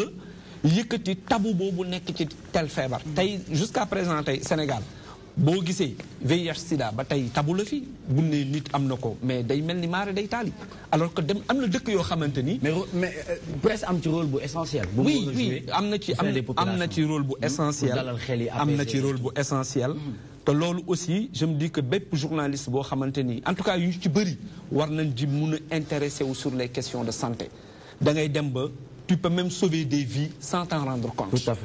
man bind naa fi ay articles yoo xam ne nii après li ci am ay suivi ñu may woo di ma laaj ay conseils may orienté finalement je me suis fait tellement d'amis ci ay association de maladies quelque part je me suis senti utile en tant que journaliste. Tout à fait. Très bien, merci beaucoup monsieur le porte-parole bu Synpics muy monsieur Ali Fall di ganu Maymouna Niane ci kanam tuuti dinañu yaatal ci Info Média waaye di remercier waa LISCA ndax ñoom daanaka octobre rose bu ne ñu ubbi leen bunt yi ñu ñëw fii di def li nga xamante ne mooy sensibilisation ndax chaque semaine rek am na lu leen DTV toi-même tu sais di jagleel ci biir émission bi ngir ñuy ñëw di sensibiliser ñi nga xamante ne mooy population yi di ci sargal bu baax madame Dieye Alaaji Sall dégg nga li nga xamante ne madame Kébé wax na ko léegi nii mais mu am lu am solo loo xamante ne moom daf ko wax te loolu war nañ cee bàyyi xel muy accompagnement bi nga xamante ne famille yi war nañ ko jouer parce que moom am na borom kër bu ko comprendre jàppale ko ci soutenir ko loolu tamit mu nekk facteur bu am solo su nekkee chaîne la en tout cas maillon bu am solo la rôle bu am solo la ci jouer. xam nga woykat bi dafa woyoon ni daw ko wéri di bul ko daw ba mu xam ko mën naa yokk lu koy metti te ëllëg bu wéree di nga ko soxla te doo ko am. Alaaji Njaga Mbay. Njaga Mbay voilà. parce que nit moo mën a dalal xelu nit. nit bu feebaree imagine toi nit ku feebar. yow douleur boobu muy sentir. ba pare ñi ko war a jige di famille am ñu boddi ko. bugguñu dëkk ak moom ndax yaakaar na ni day wàlle wala dara même bu dee wàlle. daw boobu ngay daw. maladie non transmissible. loolu feebaram bu nekkoon comme ni nga ko waxee 2 day dem 3 wala mu dem 4. te la plupart même ñi nga xam ne sax seen bopp dañu am rek feebaru buy kii nii. waa kër gi ñoo koy gën a jëkk a génne dañ naan pour moom war dëkk ci ko dëkk kër gi ci mbedd mi la war a dëkk. bu demee nag ci mbedd mi nag xale yi commencé koo sànni ay xeer mu commencé di dàq affaire bi yokk ñu bëri ñoo yokk seen feebaru mbokk te loolu Sénégal loolu la ñu war a dindi. te gis nga jigéen li ngeen wax rek boo defaree benn jigéen defar nga société. tout à fait. ku juddu jigéen la jur jigéen la nàmpal te yàlla dafa am lu mu def ci li nga xam ne moom mooy weenu jigéen. jigéen weenam boo jamoon paaka deret mooy génn mais imagine toi xale bu juddu tey ñu xëcc ko jox ko weenu yaayam bu muucoo xale bi amul doole ju mu mën a muuc mais yàlla suñu borom am lu mu ci def ba bu muucoo meew génn loolu d'abord te ku nekk nag jaar nga ci loolu rek war naa mën a tax jigéen bu ko loolu dalee yow war ngaa xalaat sa yaay d'abord ni yow jaaroon nga fii te sa yaay tey marité bu ko loolu daloon war nga ko mën a dimbali surtout borom kër yi man damay apprécier loolu mu wax ci borom këram góor ñëpp noonu la ñu war a mel bu seen soxna nekkee ci yenn jafe-jafe yi dañ ko war a accompagner borom kër yi nañu jigee soxna yi nañ leen di dimbali famille yi aussi nañ jàppale nit ñi feebar ndaxte feebar yàlla ñëpp la koy teg seenu dënk la armoire boo tijji ma nga fa kon nañuy jigéen nit ñi di leen épauler di leen jàppale di dalal seen xel ndax yàlla suñu borom ma leen saafara muy dëgg mu am nag li ma aussi ci li mujj li dama ci nga baal ma dafa am loo xam ni c'est psychologique moom nee na dafa xam ni moom dafa ne ci boppam dafa wér joxoon naa la benn anecdote yow bari la dafa feebar ñëw ci docteur bi bindal ko ordonnance ni ko boo demee nii rek nga ko utiliser ak nii ak nii moom mu dem kër ga xooj kayit gi def ko ci butéel bi naan ñetti fan mu ñëw naa ko docteur bi xool ko mais ça va mu ne ko moom kay ba ma demee dama ko xooj jël ko guux suba guux ngoon rek daal di wér ngëm-ngëm la boo gëmee ni wér nga da ngay wér voilà tout à fait waaw gëm yàlla yaakaar bi dafa am solo dafa am solo demee damay wér ça m'a frappé ci yéen am ngeen ci part de responsabilité ci sensibilisation bi parce que soxna yi dañ leen di jege lu bëri feebar bu muy wax nii dama ko dund ak sama waajur bu góor mais foi bi ma am moom la paa bi am nga nit da ngay doyloo yàlla gëm yàlla boo ñëwee rek yàlla nit yow yaay faj sa bopp en fait boo amee foi ni damay wér rek yàlla dala ciy fekk mais ñu bëri amuñu soutenance bi nga xamante ne Père Sall wax na ko seen borom kër yi duñ leen jàppale wala ñi seen borom kii xam nga maman maa ngi saluer courage boobu bu baax a baax te da ngay wér sax incha allah macha allah jërëjëf merci beaucoup Medoune Thiam ànd ak orchestre am tey muy waa super jàmm Pape Ousmane ñu ànd ak yow nga def la dernière question alors peut-être la dernière question dafay am ay idées reçues li ñuy wax ay idées reçues ci feebar bi souvent dañuy dégg ñu wax ni ñi am cancer du sein mooy peut-être jigéen ñi nga xamante ne dañu am doom te duñu nàmpal nga gis keneen ku daggee ci langue bi wax leneen est-ce que yéen da ngeen di liggéey ci côté boobu mooy c'est-à-dire fexe bu ñu amee ay idées reçues ci feebar bi parce que dafay am ngeen mën yéen ci seen i sensibilisation di wax li am boobu benn la beneen bi ku dañ koy faral di wax c'est-à-dire ku am cancer bi souvent pour traitement bi ba yàlla may ko mu tane dafa coûteux est-ce que yooyu aussi yéen a ngi ciy liggéey pour fexe ñi ko am yooyu it ñu leen koy alléger. Oui. Alors, première question bi boo gisee ren ñun suñu thème suñu thème octobre rose cette année dañ ko accès foofu parce que ba ñu créer association ba léegi am nañ ci expérience boo xam ne tey dañu teg suñu loxo ci le soutien psychosocial très important moo tax suñu thème tey ren ñu def ko ma famille ma force sama mbokk sama kattan slogan bi voilà c'est ça notre slogan parce que gis nañu ne que soutien boobu il faut que mu am accompagnement boobu il faut que mu am parce que bu fekkee ne nit ki man feebar naa sama borom kër jël na ma yóbbu na ma hôpital ñu ne ko ordonnance bi 100 000 francs lay jar mu jënd ordonnance bi jox ma bu rombee ne ma yaa ngi tane daal di dem bu ngoonee bu ñëw ne ma noo def ma ça va yaa ngi dem gisuma ku ma waxal est-ce que danaa wér bu ma waree wér ci 15 jours xëy na ci 1 mois lay wér wala 2 mois mais bu fekkee ne bu ñëwee ma ngay waxtaan ak man ma may reeloo pour ma xalaat leneen keneen noonu feebar bi day génn ci yow moo tax ren ñu taxawal loolu deuxième point bi foofu nag mooy alikëll ji les coûts financiers parce que toujours damay wax ne que cancer dafa di feebaru borom barke buy dal néew doole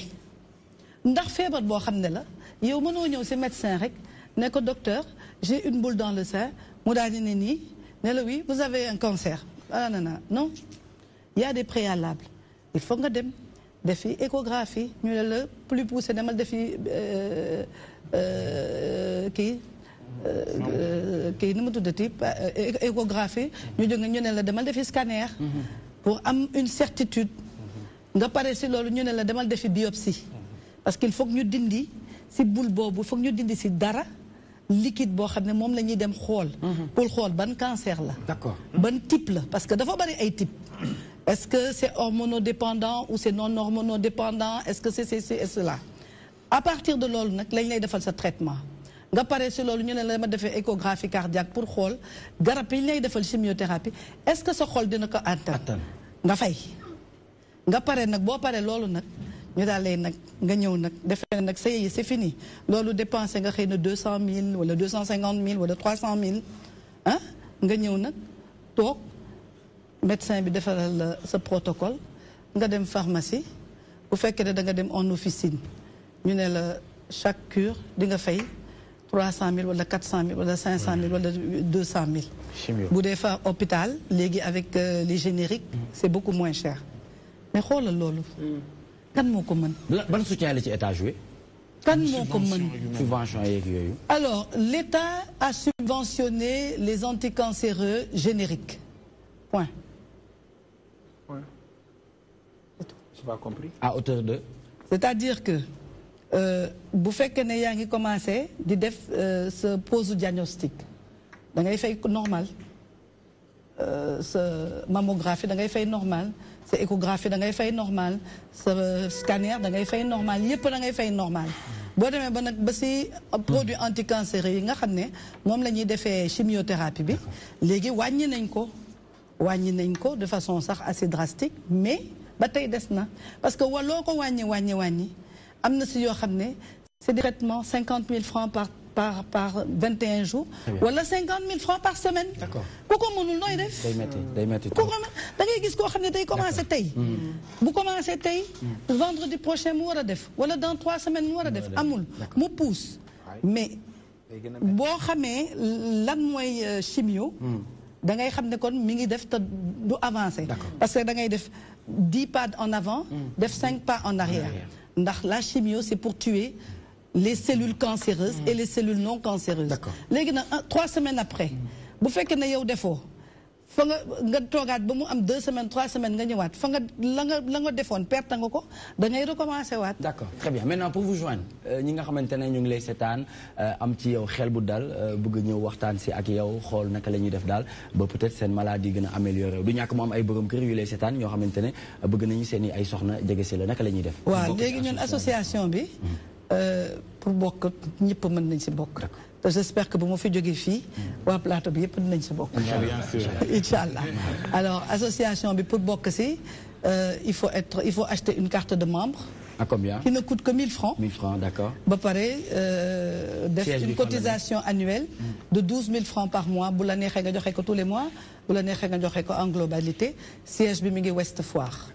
Le numéro de téléphone? Le téléphone, c'est le 77 358 01 47. 77 358 01 47. Merci beaucoup madame Mame Diarra Gueye Kébé, muy présidente association cancer du sein fii ci Sénégal ñu doon waxtaanee sensibiliser écouter reconforter orienter les malades. Merci beaucoup Pape Ousmane ci question yu pertinente yi nga xamante ne jot nga ko fi développé mu nekk lu am solo ndax loolu mooy toi-même tu sais yaa ma gën a xam wala maa la gën a xam. yaa ma gën a xam. Très bien Médoune. mais Médoune temps yi fan moo neex ci yow fan la la gars yi di fekk en général. vendredi maa ngi Diouloulou. vendredi Diouloulou. waaw en acoustique. samedi maa ngi Cristal. foofu nag orchestre. mais cabaret yooyu noonu règle boîte de nuit ba yéen après maintenant ay nit yu restreint affaire bu yem rek lay doon quoi. pourquoi pas dem léegi ci boîte de nuit dañuy gis ne léegi tendance bi ci loolu la ñu gën a yóbbu. waaw xam nga ku nekk fi nga sentir rek xam nga public moom mënoo ko forcer nit mënoo ko forcer fu mu jëm. li nga bëgg nit lool fu mu dem rek mu topp la. d'accord man yàlla dogal na que ni fu ma jëm boo ma yóbboon pale sax sama gars yi fee topp ma fa. loolu la yëg-yëg la rek. ah bon mal passement ci foofu nga toll fan yii. ci pale bi nga toll fan wala waaw yëg-yëg la rek xam nga Nicolas. doomu si kàbb. yow yaa xaritu président. yow yaa xaritu président yëg-yëg la rek Nicolas. yëg-yëg la rek. waaw yëg-yëg la rek foo dem topp la xam nga léegi jouer sax produire sax moo metti gars amatul sax fu ñu jouer fa. parce que affaire li ma la wax moo saturé. d'accord voilà la joxe ay milliers femmes foo nee nag ñu fekk la fa say géer ñëw teral la saala sax fa rek jouer nga ne fa. Très bien ci kanam tuuti dinañu delluwaat ak yow sur scène ak le super Jàmm parmi nous ce soir dans Toi-même tu sais ci noonu nag nañu ànd ak Maïmouna Niane comme ni ñu koy tàmm di defee vendredi bi jot dans sa chronique info média nag xam ngeen ne moom fépp lay fuy ne waaye tey dugg na foofu ci Saint-Pix war a waxtaan ak porte parole bi mu monsieur Ali Fall nga xamante ne mës naa nekk directeur am jot na la tàggat kon. en tout cas moom njëkk a xamul luy reportage. moom moo la ko njëkk a xamal ci loxoom laa njëkk a jaar. d'accord boobu loo fa daanu boobu périg moo fa daanu wala moom ay périg da koy yomb daanu. en tout cas bu fi wax sama anecdote bi moom. anecdote bi dinañu ko may ah non dinañu ko may c'est toi qui sais tout doit se savoir. man ak yow la Aliou. sant yàlla bu wér alhamdulilah ana lan ngay fàttaliku ci Maïmouna Niane. rek nga ree ba daanu ci suuf. ah non loolu la Nicolas je pense que ni. non loolu du ma ko wax c'est-à-dire que non bu ñu bàyyi émission bi xam nga loolu. kon nañu tàggoo Pape Ousmane non bu leen tàggoo man daal ce que je sais. mooy quand même non lu ñu kii rek en tout cas le fait que me retrouver ko fii man bettuma d'abord pour plusieurs raisons. d'accord xam naa ni macha allah elle a toujours été dévouée. bëgg reportage nag ndeysaan. du ñibbi guddi te ñëwul sama bureau ne ma reportage laa bëgg jox ma suba reportage. xam nga donc vraiment loo xamante ni te li may wax nii war na am léegi juróom-ñaari at. c'était en 2009 donc juróom-ñeenti at maintenant donc pratiquement 10 ans. donc moo tax bu ma ko retrouver fii damay kontaan rek sax nga ree après bàyyi cool continuer liggéey. loolu day am lu may xalaat rek bon. bref peut-être que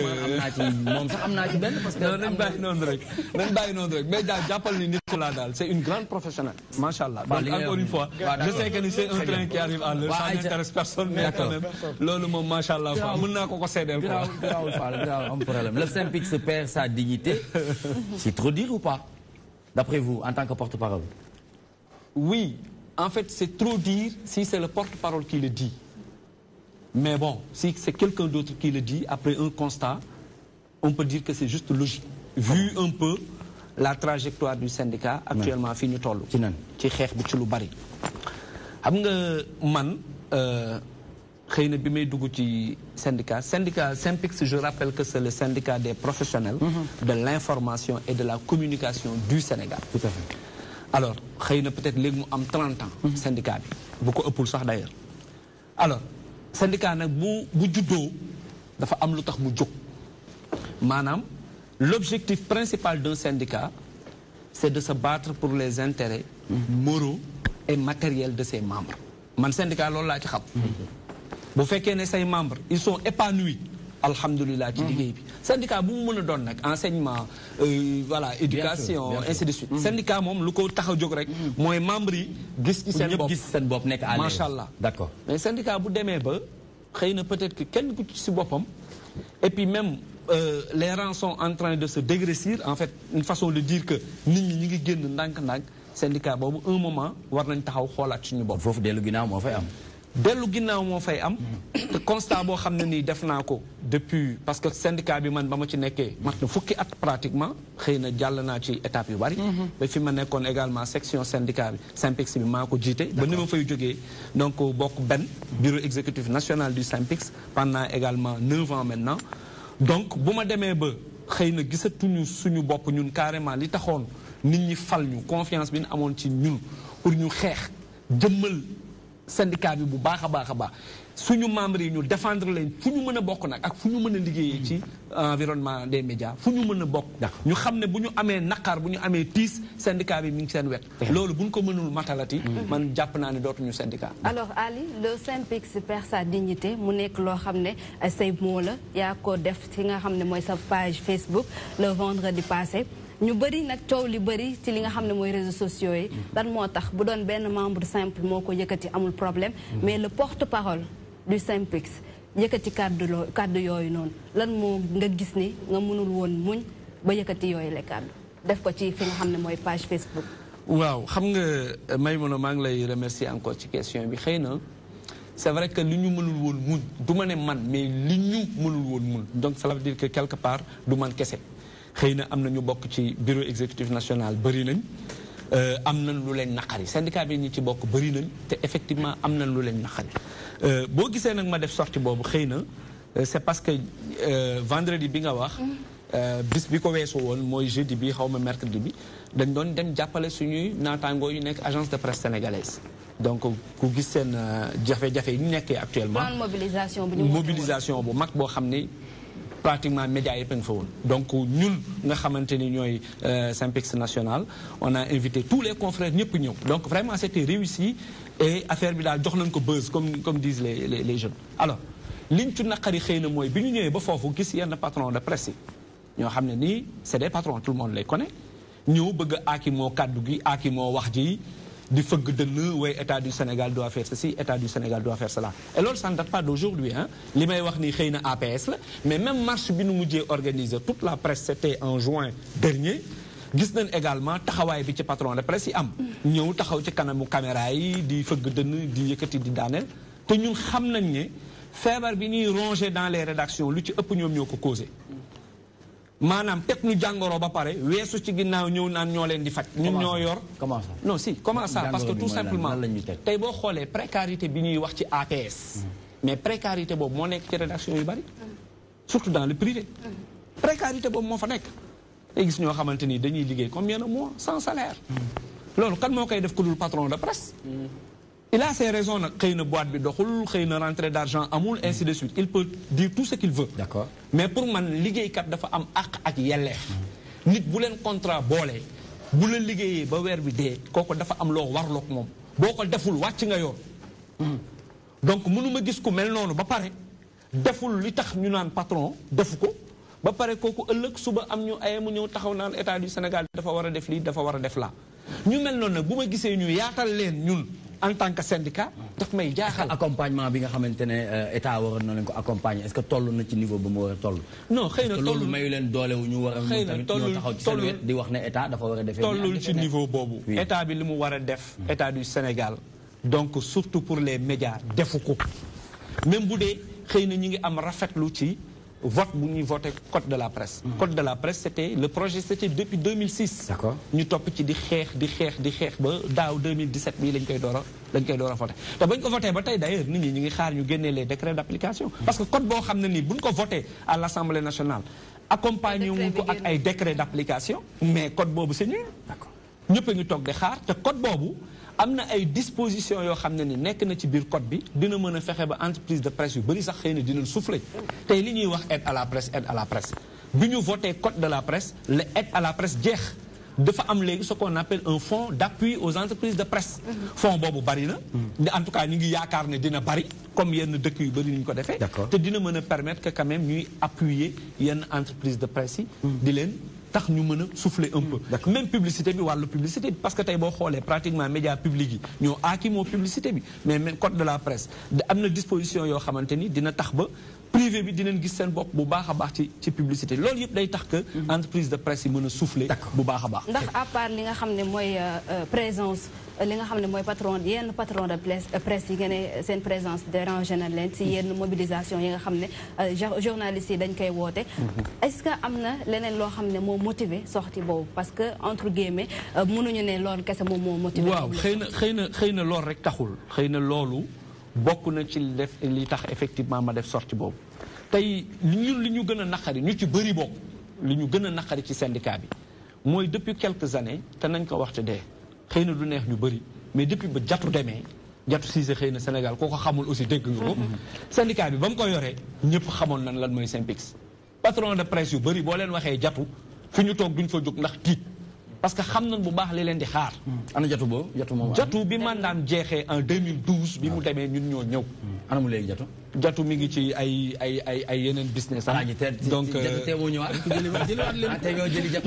jatu man personnellement man bu fekkoon ne mënoon naa ko jëliwaat dama koy jëliwaat. ndax lu bari parce que dama xam ni syndicat bi tolloon na ko foo xam ne nii. mais lan moo ko tere lan moo ko tere nga jëli. non parce que texte yi ñoo ko tere. xam parce que def na 2 mandats. te syndicat bi texte yi dañ ne boo defee 2 mandats da ngay dem sa morom ñëw. donc loolu rek moo tax. donc objectivement mënatul woon présenté wu mais man nee naa ko sax bi ñuy def congrès en 2012 bu ñu mënoon tripatouiller les textes pour nga présenter waat dañ koy def tout simplement ndax ni mu jëmmalee woon syndicat bi. les femmes encore voilà ci motivation yi ci lu waaw ci motivation yi boo xoolee tey maa ngi wax ne depuis 2012 boo xoolee ñun syndicat bi amoon na 18 wala 19 sections c'est-à-dire que dans 19 entreprises de presse am na ay sections syndicales SYNPICS yu dynamique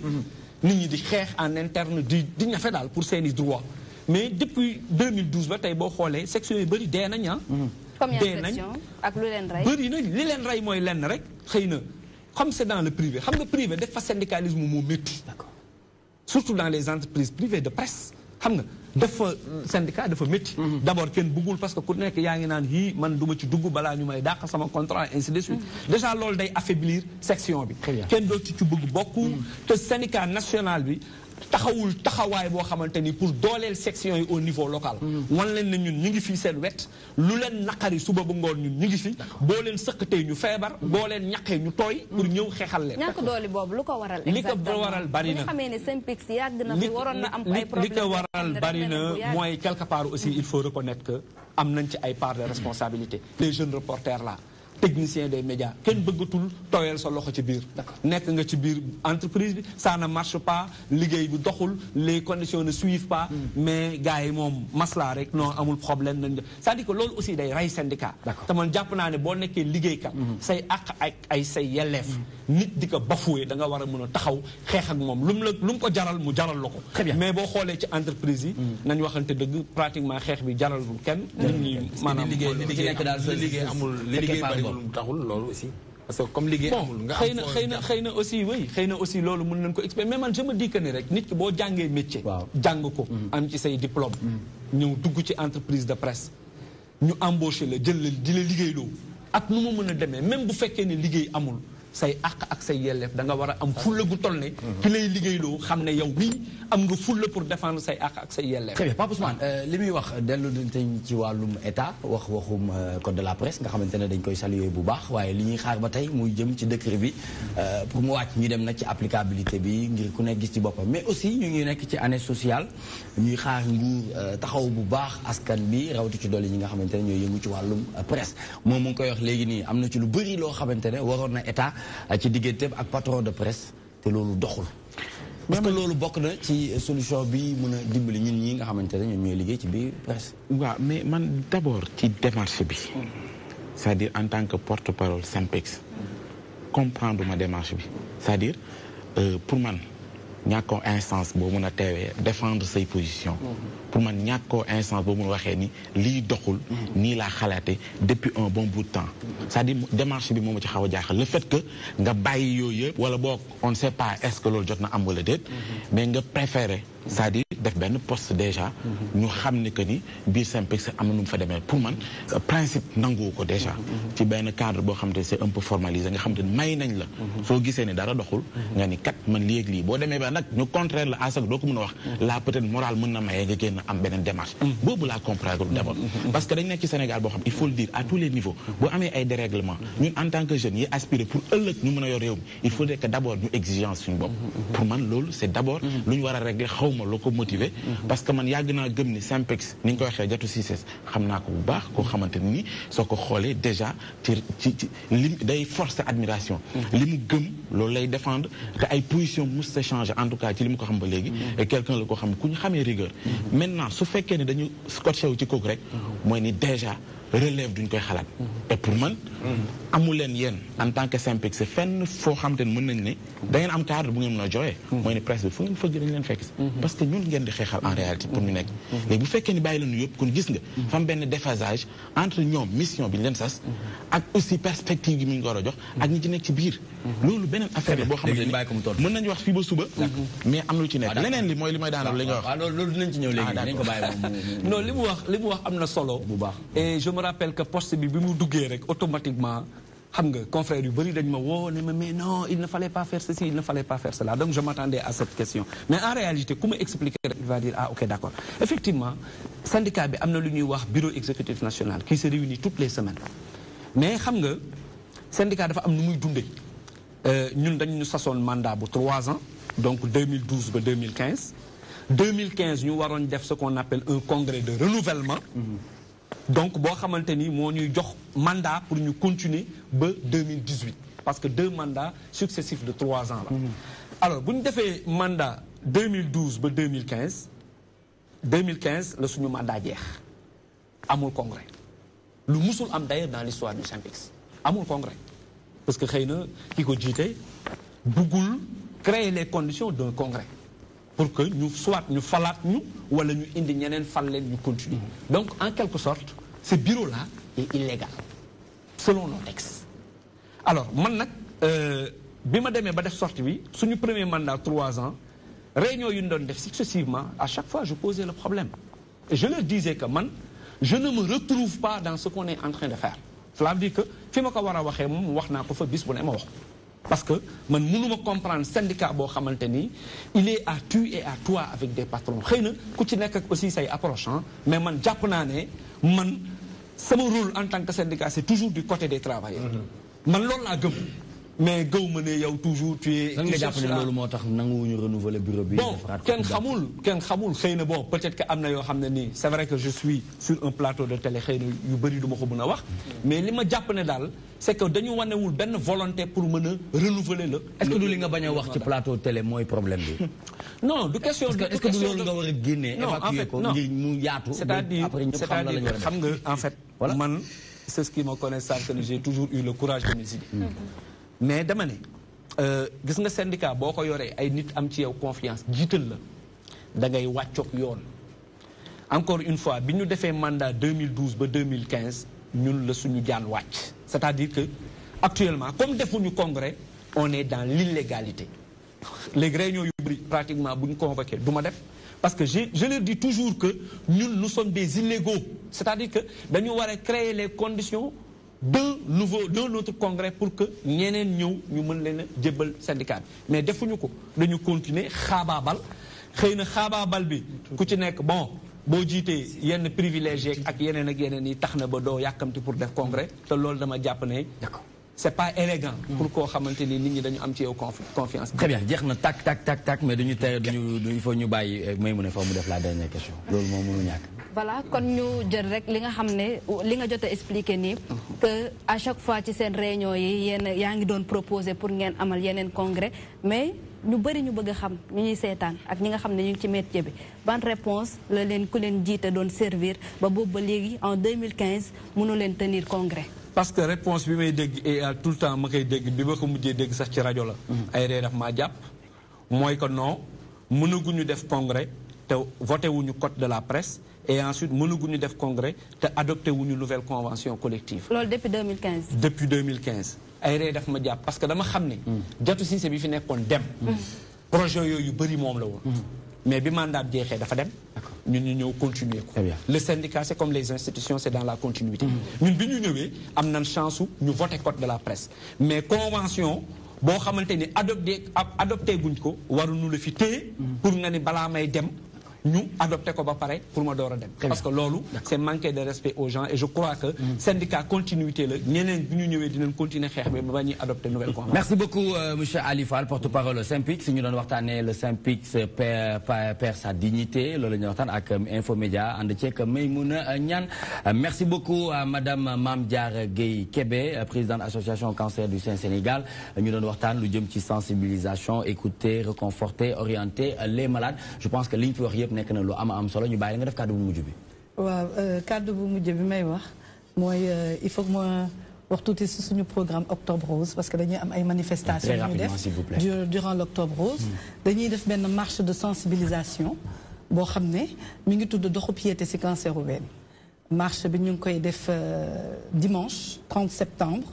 À Rufisque, parce que dañuy décentraliser. 30 septembre, Rufisque. Voilà, à partir de 8h du matin. Et j'espère que vous viendrez marcher devant la mairie. Devant la mairie. Buntu mairie Belagny commencer sur 5 km. Très bien. Et on invite tout le monde, y compris les journalistes. D'accord. C'est bien de nous interviewer, mais il faut venir aussi participer. Hein? Voilà, il faut venir. Voilà, et puis le jeudi 4 octobre, dañuy def journée de solidarité, partage avec les malades à l'hôpital Aristide Le Dantec, à l'Institut Curie, à la scénologie de la maternité et à l'oncopédiatrie. Mooy xale yi am cancer, dañ leen di offrir petit déjeuner royal pour les malades et les accompagnants. Très bien. 19-20, dañuy def ay dépistage, sensibilisation, don de mammographie à Mekhe, Ngaye Mekhe, 21-22. ñu ngi jëm Kébémer foofu tamit dañ fay def sensibilisation dépistage et don de mammographie. D'accord, très bien, merci beaucoup en tout cas ñu ngi lay sargal bu baax di ñaanal association bi ngir ñu gën a mën a dem ca kaw ca kanam ci lu baax. Monsieur Ali Fall ñu bàyyi la nga jàllale message bi très rapidement s'il vous plaît. waaw message bi may jàllale rek mooy que vraiment suñu confrères yi ak consoeurs yi ñuy déglu suñu techniciens des médias yi ñu ñuy déglu que ñu gën a farlu ci section syndicale yi au niveau des rédactions. ñu fexe dooleel section syndicale yi te ñu également ñu fexe ba seen i àq ak seen i yelleef que ñu koy défendre. nga bëgg yëngal suñu kër gi yow. non xëy na muy kër gi wala beneen kër mais que l'essentiel mooy que aussi les gens yow da nga bëgg a yëngal suñu rédaction bi yëngal suñu kër duñ ko nangu bu ñu yëg du fi yëngal de fii moom dara du fi yëngu. On se retrouve tout de suite après cette page de pub le temps ñu bàyyi Medoune Thiam delluwaat sur scène ànd ak son orchestre muy super jàmm ndax tey waa Liberté ñoo aye Liberté 1 ba 6 jëppal 1 ba 4 waaye ñëpp ñu ngi bëgg ndax Medoune Thiam mi nekk na fierté bu baax a baax ci Sika bi c'est reparti c'est tout de suite.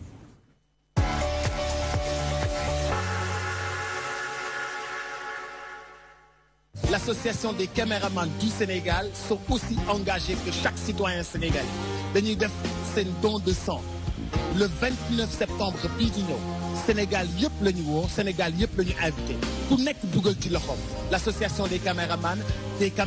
citoyens aussi engagés dañu ne deret amatul ci réew mi ay poche de sang dafa manqué ñoom ñu xam ni poche de sang yi dafa manqué caméraman yi nekk Sénégal yëpp booloo joxante loxo ci seen association ne nag dañuy ñëw def li nga xam ni moom moo di don de sang le 29 septembre le 29 yéen ñëpp woo nañ leen képp koo xam ni mës nga génn télé da nga war a ñëw soutenir caméraman yi ba booba. Ce sera sous le patronage de monsieur Abdoulaye Diouf Sarr, ministre de la Santé et de l'Action sociale, monsieur Youssou Ndour, président directeur général du groupe Futur Média, monsieur Thierno Talla, directeur général de la RTS, monsieur El Hadji Ndiaye, directeur général de la 2STV, monsieur Bougane Gueye Dany, directeur général de Sen TV, madame Maïmouna Ndour, directrice de 7TV. Jupiter Gagne, DTV, rendez-vous le 29 septembre, Maison de la Presse, Fiti Corniche, à partir de 8h.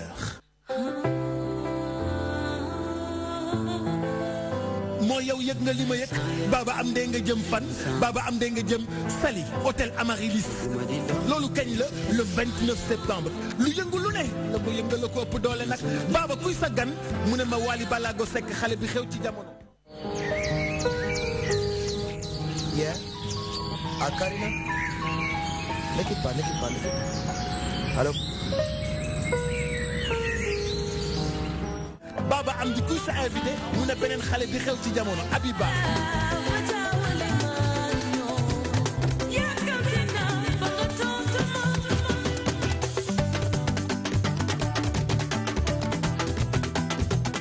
gaay di reer fële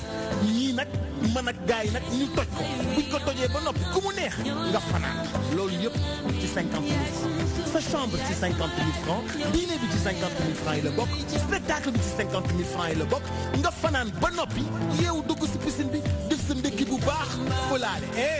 hôtel Amaryllis lañu wax de hôtel Amaryllis Saly kookan la Baba Amdi le 29 septembre Wally ne dina ñëw kan ne dina ñëw Abiba 50 000 francs donc sa chambre sa dîner sa spectacle sa fanaan yaay bob woo ñu ci 77 810 83 98 810 83 98 déggal Baba yow mii yaa xam yu baax yi.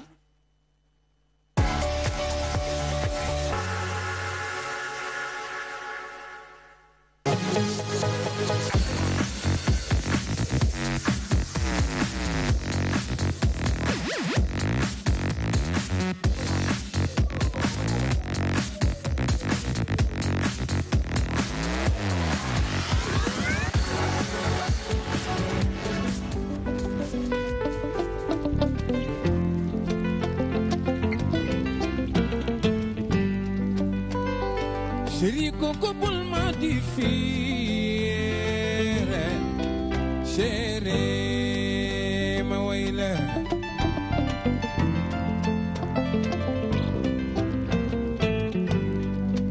chérie bul ma di fiire chérie ma way la waaw waaw Chérie Coco bul ma di fiire chérie ma way la waaw waaw bilaay ni sagal gi ni ma sagal bilaay sutura gi ni ma suturaal Chérie Coco sagal gi ni ma sagal bilaay sutura gi ni ma suturaal li xiifu ma di mër may waaw waaw chérie ma way la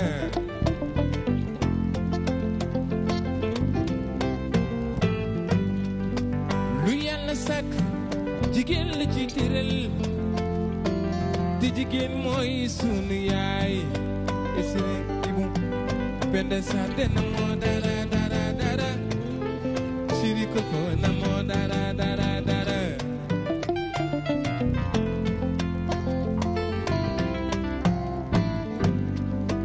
lu yàlla sàkk jigéen la ci tëral Issa Njaay bàyyi bu su Njaay sama waaji Issa xam nga na moo dara dara dara Ivoire na moo dara dara dara waawaay lu yàlla sàkku bàyyu xaadim jigéen leen ci tëral Chérie Daba billaay ni na moo dara dara dara Alaaji Sala xam nga na moo dara dara dara Iwaay ni na moo dara dara Asan ni ko ay Chérie Coco ni sagal gi nga ma sagal bilaay sutura gi nga ma suturaala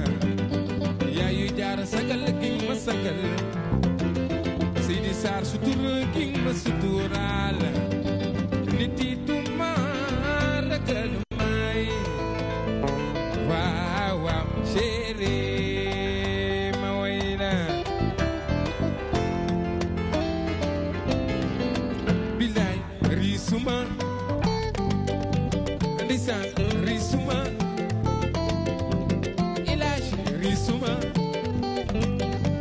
bilaay riisuma waaw waaw riisuma Chérie Coco bul ma di fiire chérie ma way la lu ko waral ndeysaan waaw riisuma bilaay riisuma ndeysaan riisuma bilaay riisuma ni bul ka jaw sa xiir gi jaw sa xiir gi asan duma la jaw caw sa xiir gi caw sa xiir gi Esre bul ko caw sa xiir gi caw sa xiir gi Alaaji Saalo duma la caw sa xiir gi caw sa xiir gi Raki ko caw sa xiir gi caw sa xiir gi Raki Saar duma la caw sa xiir gi caw sa xiir gi Raki Saar suri ko ko bul ma di fii chéri ma way la waaw lu ko waral waaw waaw riisuma kura samb riisuma mami va riisuma ni bul ko caw sa xiir gi caw sa xiir gi Alaaji Saalo duma la caw sa xiir gi caw sa xiir ga edi ko bul ko caw sa xiir gi caw sa xiir gi man duma la caw sa xiir gi caw sa xiir gi Penda bul ko caw sa xiir gi caw sa xiir gi ma chérie duma la caw sa xiir gi caw sa xiir gi Bilay chérie ku ko bul ma di fii chérie ma way la Alaaji Saalo waay bëgg naa la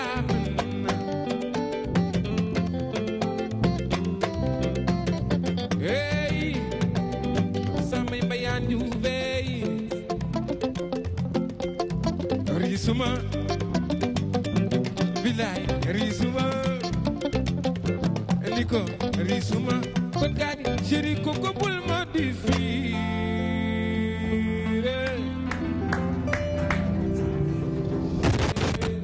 ndeysaan. Yes, c'est toi-même, tu sais, le rendez-vous incontournable qui se déroule du lundi au vendredi, 17h-19h, le dernier numéro de la semaine. Muy vendredi. Xam nga vendredi nag moom tey 28 septembre 2018 damay filmé ba daanu di nga xam ne lépp dëgg la di nga xam ne lépp toi-même tu sais la. Et bien sûr ñu souhaiter joyeux anniversaire à tous les natifs de ce jour, santé, bonheur, prospérité, succès et beaucoup d'argent. Di ko souhaiter Néné Badiane nekk foofu ca Sicap ñu ngi koy ziar bu baax di ko souhaiter en tout cas yëf yi gën a yokku xaalis bu bëri wér ak wérle muy doomu Khady Badiane. Tey nag ñu ngi dalal Medoune Thiam ak waa Super Jàmm Ousmane Bolo Walfadjri un grand animateur nga xamante ne sama xarit la nekk nit ku ma bëgg lool macha allah tey dafa ànd ak yow xam nga dafa ñëw ànd ak yow muy nag sama nit muy nit ku baax Ousmane nekk Walf TV di liggéey bu am solo mu jox ma texte bu am solo bi ñu bind ci Xelcom Art label mu ne quand l'honneur cueille un fruit la sagesse l'oblige à remercier l'arbre quand vos deux grandes vertus reflètent la valeur artistique d'un acteur culturel c'est pas étonnant qu'il se porte volontaire comme soldat et bouclier de la profondeur des valeurs socio-culturelles du Sénégal. Medoune Thiam, Dogo, artiste, chanteur, compositeur et parmi les rares qui comprennent que la voix est un instrument. Ki ko signé nag mooy Ousmane bokk ci Walfadjri di liggéey bu am solo foofu di animateur mu ngi salle d'attente moom moo indi sama waa ji. ndeysaan ku baax. waaw ànd ak Fatima. ànd ak Fatima ak Jibi ak Aline Ba sama manager ñu am liggéey bu rafet bu ñu def ci ginnaaw. xam nga Nicolas mbir mi du Medoune Thiam rek la ca gannaaw la. Medoune Thiam day ñëw de bégal jaam yi mais ñoom nay def liggéey gu gën a am solo. mën nañu xaar album ci atum 2018 bi. Nicolas maa ngi wàcc lu rëy suba. ah bon. lu rëy suba. Alaaji Sala. maa ngi wàcc lu rëy suba. suba mel na. waaw am na lu may génne suba. tuutiwul dem Nicolas. léegi nag loolu noonu day ànd ak li nga xamante ne mooy association des caméramans du Sénégal. nga xamante ne ñu ngi organiser un don de sang à la maison de la presse à partir de 8h du matin. ñu ànd ceeg Aïda Badiane muy caméra woman damaa bëgg beneen yoon buy ñëw ñu bind Aïda Badiane caméra woman présidente de l'association. wax naa ko caméraman yi nag waaw dama bëgg ñu jox ko léegi déwén incha allah bu ko defee moom dina doxal bu baax Aïda naka moo def. Ça va, ça va, toute belle, toute ravissante. Qu'est-ce que ça fait d'être derrière la caméra? ngay gis lépp ni ko.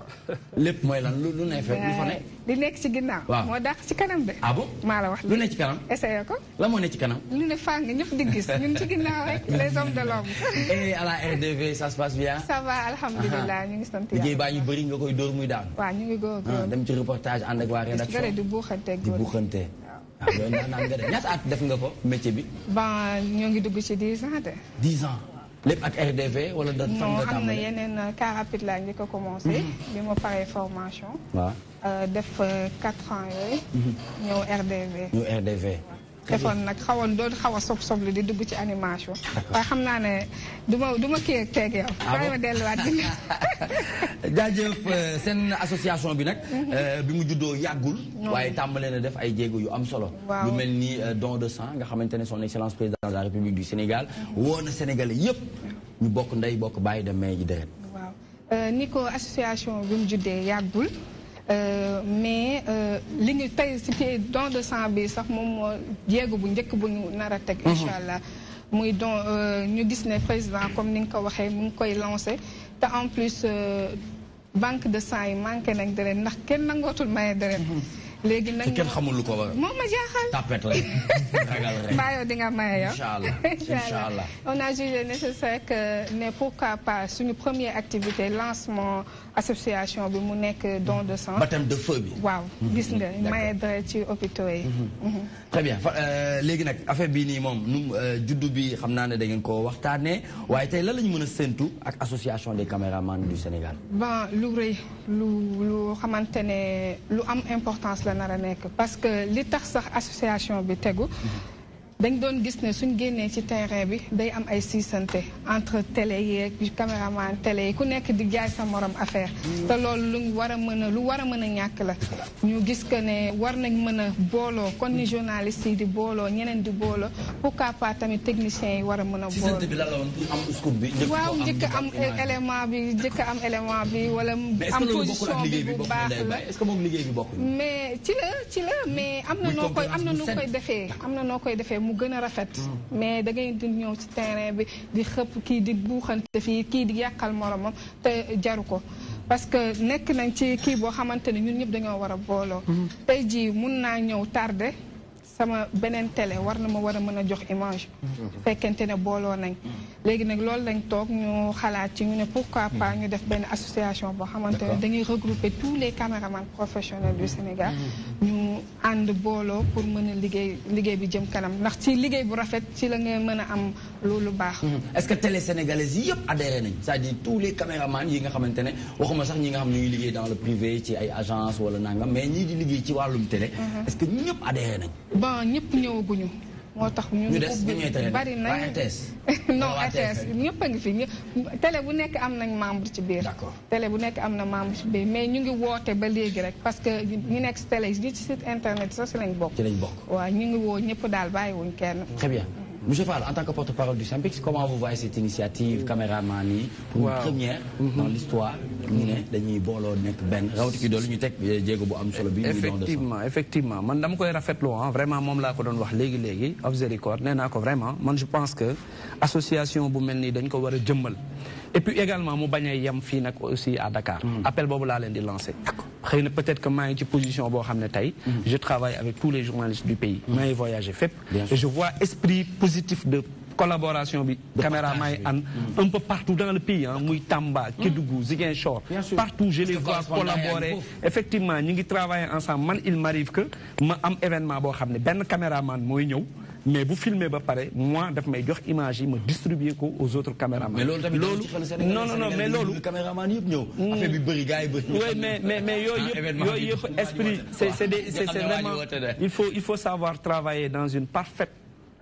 collaboration et surtout dans une parfaite concurrence. Moi je dis que on est près des concurrents mais on est tous de la même profession, on est des confrères, on est des amis. xam nga loolu dafa war a nekk genre association yi nag ñoo ko mën a jëmmal ñoo ko mën a suuxat et may lancer un appel vraiment à tous les caméramans techniciens de manière générale ñu ñëw dugal ci seen loxo pour que affaire bi mën a xam naa ne yaram moom mu ngi ci biir association bi yaram rek waaw du ñàkk nga am loo bëgg a contribuer par rapport à cette association. xanaa di fàttali rek seen association bi bu mu juddoo nekk ñu leen njëkk a dalal donc pour ñu waxtaanee seen objectif également ci la ñu waxaale woon sax seen projet bi nga xam ne bëggoon nañ ko mettre en place mu di don de sang bi nga xam ne bëggoon ngeen ko def tey yàlla def mu antu ngeen koy réaliser donc di leen ci féliciter encore une fois man caméraman yi en tout cas dañ ma neex yàlla xam na ko dañ ma neex sur le terrain dañu am esprit boo xam ne ils sont solidaires ñoo gën a solidaires en tout cas les journalistes et j'ai l'habitude de le dire tey tamit dinaa ko waxaat seen esprit neex na ma donc bu ngeen continuer noonu yaakaar naa ni seen liggéey dina gën a mën a fës nit ñi dinañ leen gën a xam ba seen association bi tamit ngeen di mën a gën a mën a def ay activités yoo xam ne nit ñi dañ ciy gis seen bopp bu baax a baax. jërëjëf Maïmouna, association des caméramans du Sénégal organise un don de sang à la maison de la presse à partir de 8h du matin. Rendez-vous bi suba la inchallah 8h du matin. 8h ba 13h30. ba 13h30. te en plus Nico li ma ci bëggoon yokk mooy formation bi. surtout formation bi parce que am na ñoo xamante ne ñu ngi ci télé yi. jànguñu don la métier bi don la ci ñoom ñuy ñaan pour ñu jàppale ñu mën a def formation boo xamante ne dinañ ci génnee ay diplôme pour ndax code de la presse bi ngeen doon wax sànq ni pourquoi pas les techniciens war cee mën a bokk war nañ ci te dañ ciy bokk incha allah parce que dañuy laajte ay diplôme te am na ñoo xamante ne ñu ngi ci métier bi te amuñu diplôme yooyu noonu léegi pour ñu intégrer ñu dimbali ñu ba am ay bourses yoo xamante ne pour mën a def ay formation pour yokku en fait peut-être que li ma koy wax comme message mooy que je vous recommande vraiment que vous vous rapprochiez un peu de la convention des jeunes reporters. Vraiment c'est une association de jeunes reporters très dynamique te ñoom côté formation côté yooyu ñoom vraiment am nañ ci ay possibilités et je pense que boo leen liggéeyee ensemble dinañ leen offrir ay opportunités yu bëri de formation pour seeni membres. jërëjëf elle vient de nous rejoindre sur ce plateau Koura Bokoum borom Aïssé Waguñaay Jaon yegsi na ci beauté esthétique et bien-être. Bonsoir Koura. Bonsoir Nicolas. defati nga sa mënin de ñu dem esthétique beauté et bien-être. waaw kon nañ dem te dem si waat léegi-léegi.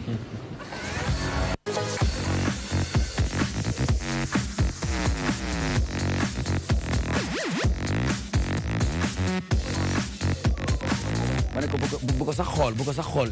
esthétique beauté et bien-être indeeti na yëf de nee na astuce pour blanchir les dents ana naka la ñuy def. Effectivement Nicolas tey nag astuce bi ma lay indil tey c'est très simple et c'est accessible à tout le monde. Pour nit ñi nga xamante ne dañuy fumer lu bari wala ñu utiliser li nga xamante ne café lu bari. mu dem ba seeni dents am couleur bu waaw. xam nga loolu tamit day colorer sa dent. nga dem ba sa dent am couleur bu jaune wala bu yàggee mu dem ba am ay taches noires. léegi nag pour def ko c'est très simple il te faut benn doomu citron. ak bicarbonate de soude ak sa pâte dentifrice.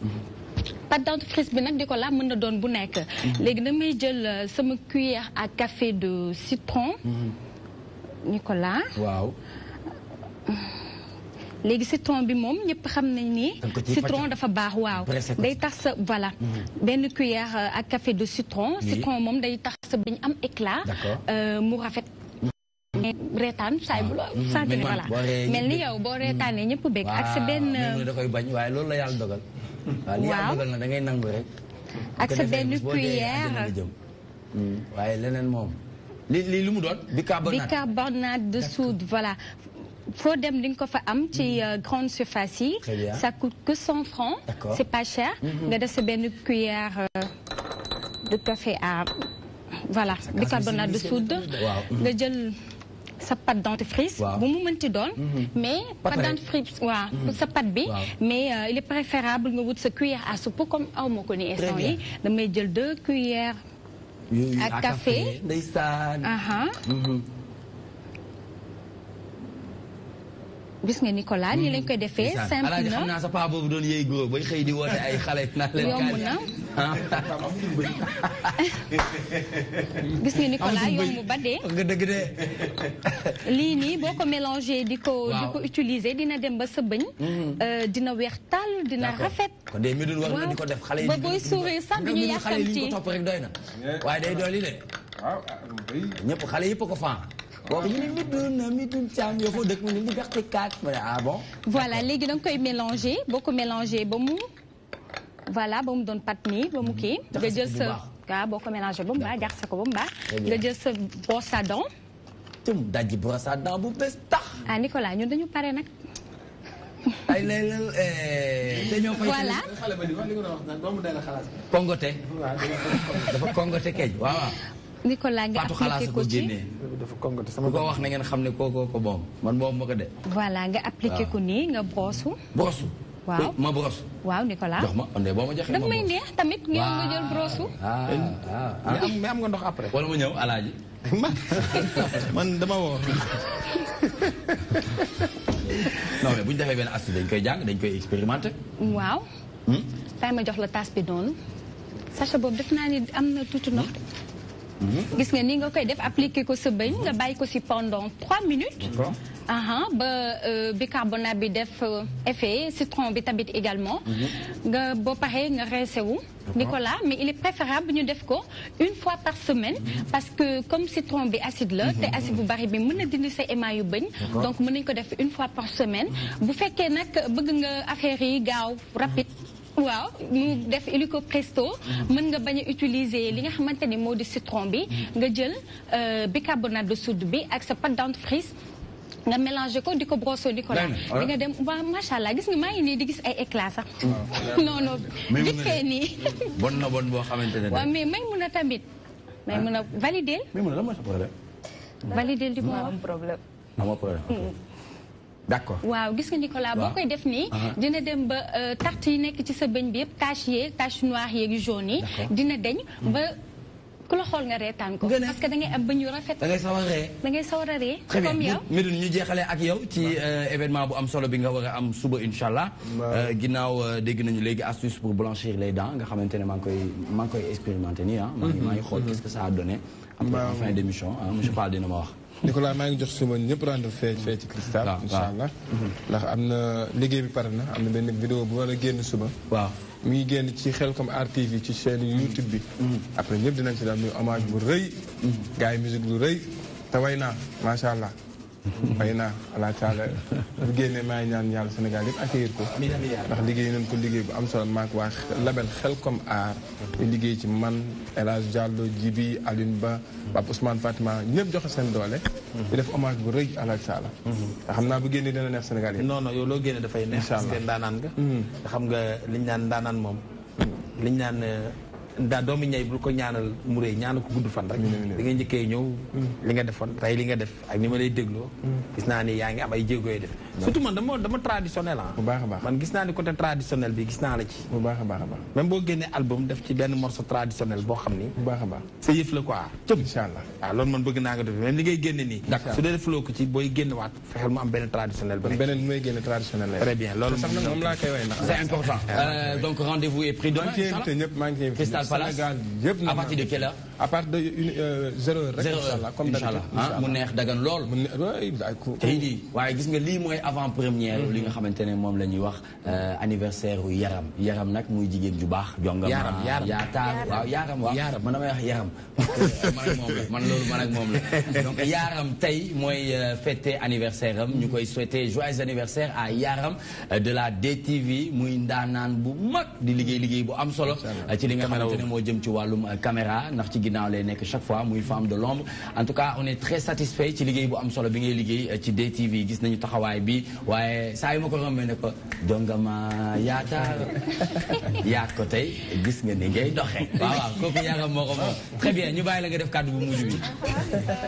Nico ñu ngi kontaan ci invitation bi di wax nag ne suba incha allah ñu ngi woo ñëpp bàyyiwuñu kenn du caméraman du ñëpp lañ woo tout le monde pour ñu mën a ñëw le Sénégal en entier voilà pour donner du sang pour sauver des vies c'est important merci beaucoup muy Aïda Badiane di caméra woman bokk ci groupe Excaf Télécom waaye gën a féete ci RDV bokk ci association des caméramans du Sénégal nga xamante ne ñu ngi organiser don de sang suba foofu ca maison de la presse à partir de 8h du matin en tout cas ñu ngi woo sénégalais yëpp góor jigéen mag ak ndaw képp koo xamante ne rek toll nga ci atum mën a maye deret nga ñëw maye deret parce que nekk na lu ama am solo Koura Bokoum ñu ngi lay sargal di la jaajëfal en tout cas lii moom sénégalais gis nañ ko te kontaan nañ